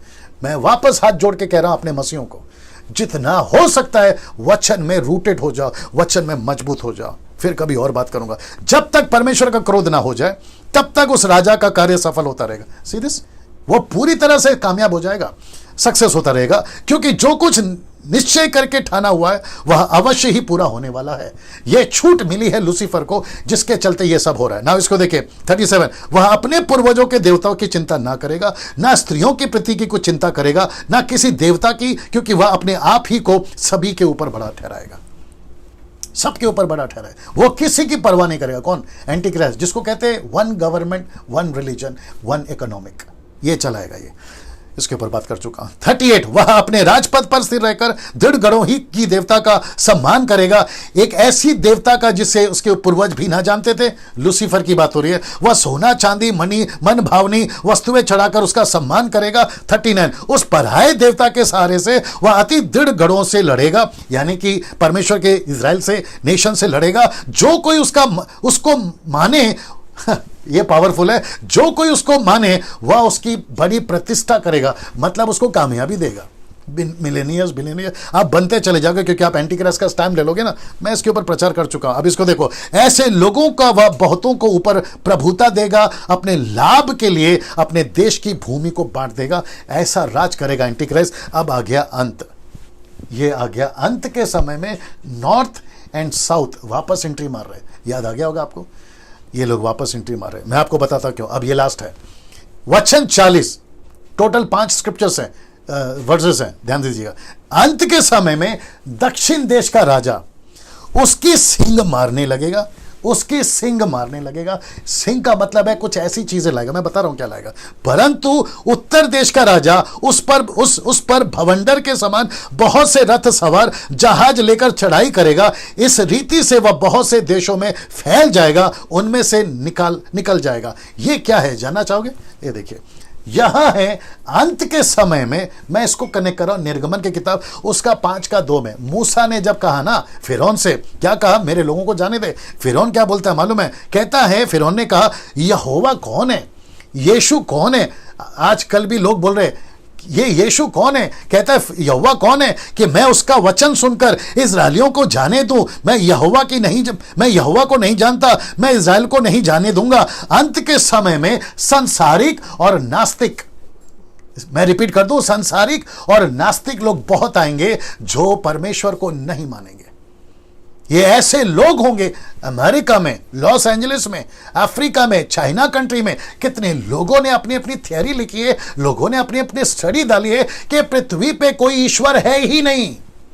तो ये लोग कौन है? दक्षिण और उत्तर, सेलेकासिस और क्या है, टलोमी। ये वापस आ गए सर, ये वापस आ गए। और ये अब अंत के दिनों में इनका रूप चेंज हो गया। ये क्या टीचिंग देंगे? कौन है यहोवा हम नहीं जानते, कौन है यीशु हम नहीं जानते, क्या है बाइबल हम नहीं जानते।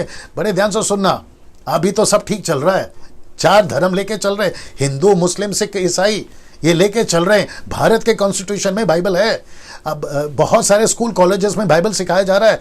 लेकिन एक ऐसा युग आएगा दोस्तों, एक ऐसा वक्त आएगा जहां पर ऐसा कुछ नहीं सिखाया जाएगा कि कोई ईश्वर होता है, कोई भगवान होता है। ऐसा कुछ नहीं होगा। अब आप सोच के देखिए कितने डेंजर वर्ल्ड में आप और हम जाने पर हैं। इसलिए अपने फैमिली को, अपने बच्चों को, पास्टरों, अपने चर्च को जितना हो सकता है वचन में मजबूत करो। यीशु ने क्यों कहा कि अंत के दिनों में डिसीवर्स आएंगे? उसकी वजह यही तो है। यीशु ने क्यों कहा गला फाड़ फाड़ के कि सावधान रहो, सावधान रहो? यही तो वजह है।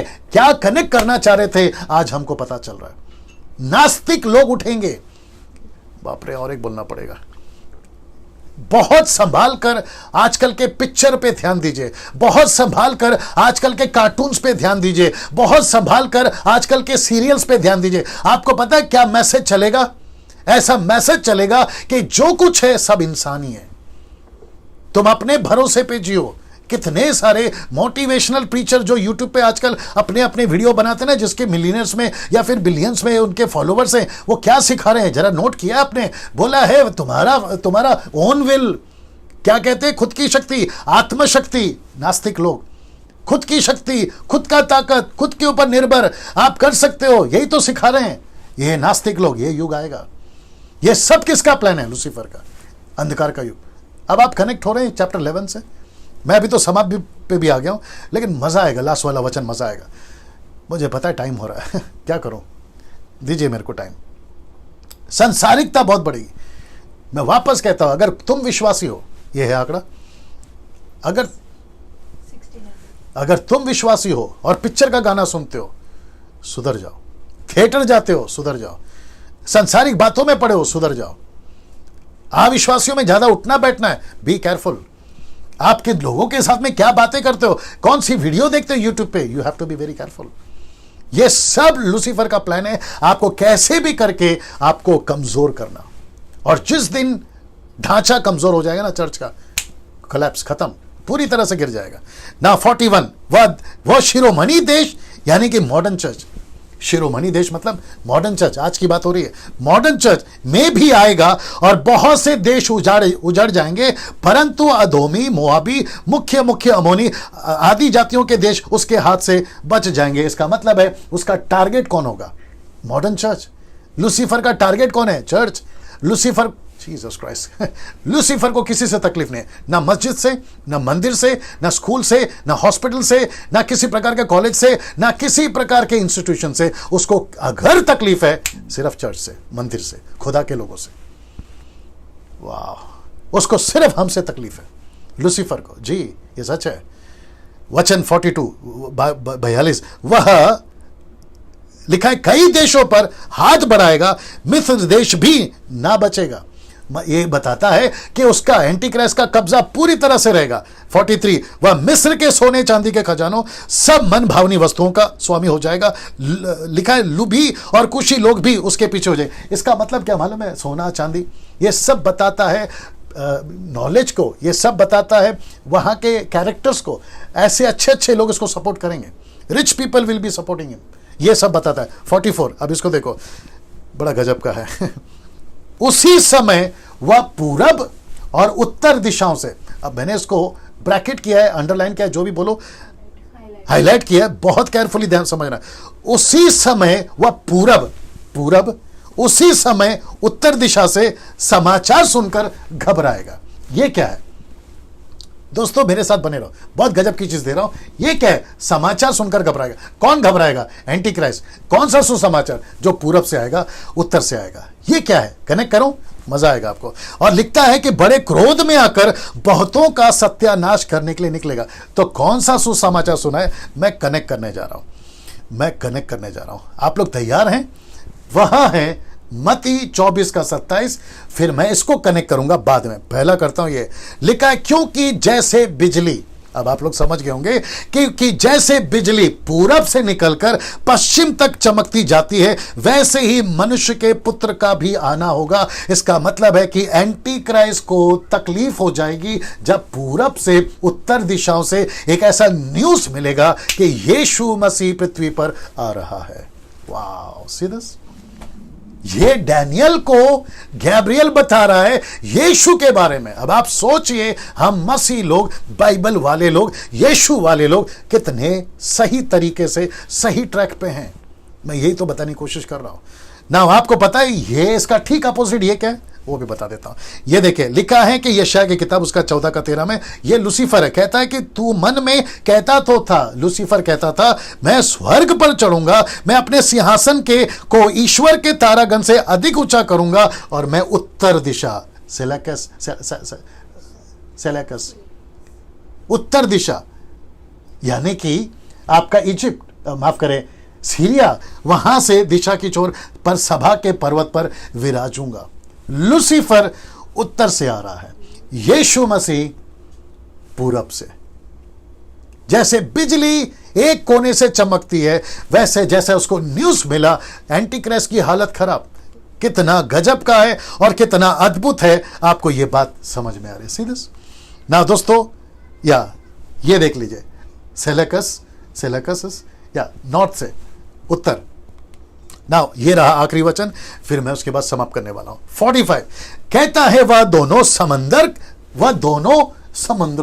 समुद्रों, ये यहां पे प्लूरल है, सिंगुलर नहीं है। ये 2 समंदर क्यों? और समंदर किसको बताता है? इंसानों को। समंदर किसको बताता है? भीड़ को। तो इसका मतलब क्या है? लिखा है वह दोनों समंदरों के बीच, ये देख लीजिए, बीच पवित्र शिरोमणि पर्वत के पास, यानी कि चर्च के पास, जो कि ये वचन कहता है कि यीशु मसीह का पर्वत यीशु मसीह की कलीसिया। तो लूसीफर अपना किंगडम, देखो, अपना राज्य के तंबू खड़ा करेगा, तो संसार और चर्च के बीच में एंटी क्राइस्ट राज करेगा। बाप रे बाप रे, वापस बोल देता हूं, उसका राज्य, एंटी क्राइस्ट का किंगडम और जीसस क्राइस्ट का किंगडम यानी कि चर्च, दोनों के बीच में एंटी क्राइस्ट राज करेगा। ये देखो, दोनों समंदरों के बीच में। वाह, क्या अद्भुत है। इसका मतलब है कि चर्च को आज 1 जॉन चैप्टर 2 वर्स 18 के अनुसार अभी भी एंटी क्राइस्ट दुनिया में। तो आप सोच के देखिए, बड़े ध्यान से सुनना, सोच के देखिए, हम उसके किंगडम में हैं, एंटी क्राइस्ट के, साथ ही साथ हम यीशु के किंगडम में भी है। तो उसका भी राज्य दुनिया में है, चर्च भी दुनिया में, और हम बीच में उसके साथ हैं। तो कितना केयरफुल रहना। वाह, कितना केयरफुल रहना दोस्तों। अगर केयरफुल नहीं रहे, वो कहता है इतना करने पर भी उसका अंत हो जाएगा, कोई उसका सहायता ना करेगा ना। इसको देखिए, ये वचन को देख लीजिए, रेवलेशन 13:17, मैं फिर उसके बाद समाप्त कर रहा हूं, कि उसको छोड़ जिस पर छाप, अर्थात उस पशु का नाम या उसके अंक का नाम का अंक हो, अन्य कोई लेन देन नहीं कर सकेगा। इसका मतलब है वो ऐसा राज करेगा। आई विश मैं और बोल पाता, साथ ही साथ टाइम को भी ध्यान देना है। क्या चल रहा है कमेंट्स में, क्या चल रहा है? ठीक है सर। मतलब बात करो, रुको, ऐसा कुछ है? हाँ, मतलब कंटिन्यू करो। ओके, कब बोलेंगे आप लोग? थैंक यू दोस्तों। वाह, मुझे प्लीज, कल लास्ट है, देखते देखते 12 दिन बीत जाएगा, कल 12वां दिन है और गजब का चैप्टर है कल भी। आप लोग को वापस आना, बट मैं कुछ दिखा रहा हूं आपको उसके पहले, ठीक है ना? कल एक व्यक्ति की एंट्री है दोस्तों, मैं बताऊंगा उसकी एंट्री कौन है वो यहां रखूंगा मैं आपको, ठीक है ना? बट मैं फिर रिक्वेस्ट करता हूं, इसको जितना हो सकता है शेयर करिए, जितना पहुंचा सकता है पहुंचाए। बकायदा कॉल करके उनको पूछो, डैनियल राज की वीडियो देखी? वापस कह रहा हूं, डैनियल राज पैसे नहीं कमा रहा है, उसके वजह से नहीं बोल रहा है। Please try to understand that. मेरा मकसद है कि लोग ये सत्य को जाने, मेरी मनसा को समझिए, इंटेंशन को समझिए। उनको कॉल करके पूछिए, मैं वापस इस पे आऊंगा। बीच में रखा है उसने। अब आप सोच के देखो कि चर्च को कितना संभालना है। इसलिए बार बार कह रहा हूं, मजाक नहीं है मिनिस्ट्री, मजाक नहीं है मसीह जीवन, खेलकूद नहीं है मसीह जीवन। We have to be very careful. Now दोस्तों, ये रहा जो कल एंट्री मारेगा, दानियल किताब 12:1, मैं कल से शुरू करूंगा। लिखा है कि उसी समय, इंग्लिश में लिखा है एट दैट टाइम, मतलब कब? इस समय, ये वाला टाइम पे। कौन सा टाइम? ये वाला टाइम पे। तो इसके बीच में एंट्री कौन मार रहा है? माइकल स्वर्गदूत एंट्री मारकर क्या कहता है मालूम है? मिखाइल नामक बड़ा प्रधान, जो तेरे जाति भाइयों का पक्ष करने को खड़ा रहता है, वो उठेगा। वाह, इसका मतलब क्या पता है? जब एंटी क्राइस्ट, आज की बात कर रहा हूं और तब की भी बात कर रहा हूं, अगर एंटी क्राइस्ट का राज्य बढ़ रहा होगा तो ये उठेगा। वो क्या बोलेगा पता है? पास्टर्स मत डरो, मैं साथ में हूं। डैनियल राज मत डरो, मैं साथ में हूं। See this, at that time, जब सताव बढ़ेगा पृथ्वी पे, महाराष्ट्र में, मुझे पता है कि कुछ मसीहों को सताया जा रहा है भारत में, लेकिन आपके लिए मैसेज है, माइकल आपके साथ है। माइकल का मतलब है परमेश्वर आपके साथ है। आप समझने की कोशिश करिए, ठीक है ना? परमेश्वर हमेशा हमारे साथ है। ये माइकल को भेजा, कहता है कि जब पृथ्वी पे सताव होगा, ये आदमी आ जाएगा। तो लूसीफर की इतनी ताकत नहीं है, एंटी क्राइस्ट की इतनी ताकत नहीं है। सच्चे मसीहों की बात कर रहा हूं, ये सबका साथ नहीं देगा, सिर्फ सच्चे मसीहों का साथ देगा। ऐसे लोगों का साथ देगा जो परमेश्वर के वचन में बिल्कुल मजबूती से के साथ में चलते हैं। दोगले जीवन वाले नहीं, ढोंगी जीवन वाले नहीं, हिपोक्रेट्स वाले नहीं, पापी और संसारिक नहीं, ऐसे लोगों के साथ ये साथ नहीं देगा। मैं सच्चे मसीहों की बात कर रहा हूं। ये आकर खड़ा हो जाएगा और कहेगा कि बिल्कुल मजबूती से रहो, मैं हूं साथ में, मैं हूं साथ में, मैं हूं साथ में। मैं यहां से कल कंटिन्यू करूंगा दोस्तों। आशा करता हूं कि 11th चैप्टर आपने सीखा है। बहुत कठिन था मेरे लिए, बट जैसे तैसे मैंने अपनी पूरी मेहनत करी और आपके बीच में रखने की कोशिश करी है। बाकी पवित्र आत्मा आपको समझाएगा, बताएगा, और भविष्य में अगर फिर कभी मौका मिले तो इसके ऊपर और भी अच्छे से बात करेंगे, वो विषय अलग है। लेकिन यीशु को नहीं छोड़ना, मजबूत रहिए। और कल आखिरी दिन है, रात को ठीक 8 बजे मैं आपसे मिलूंगा। खूब शेयर करिएगा, मसीह मंथन व्हाट्सएप ग्रुप ज्वाइन करिए, मेरे चैनल को सब्सक्राइब करिए, यूट्यूब चैनल को, और मेरे साथ में कनेक्ट रहिए। अद्भुत चीजें आपके बीच में और भी भविष्य में रखता जाऊंगा। दोस्तों, कल मुलाकात होगी। आखिरी दिन है द बुक ऑफ डैनियल के बारे में, रात को ठीक 8 बजे। जय मसीह। प्रभु आपको आशीष दे। अपना ख्याल रखें।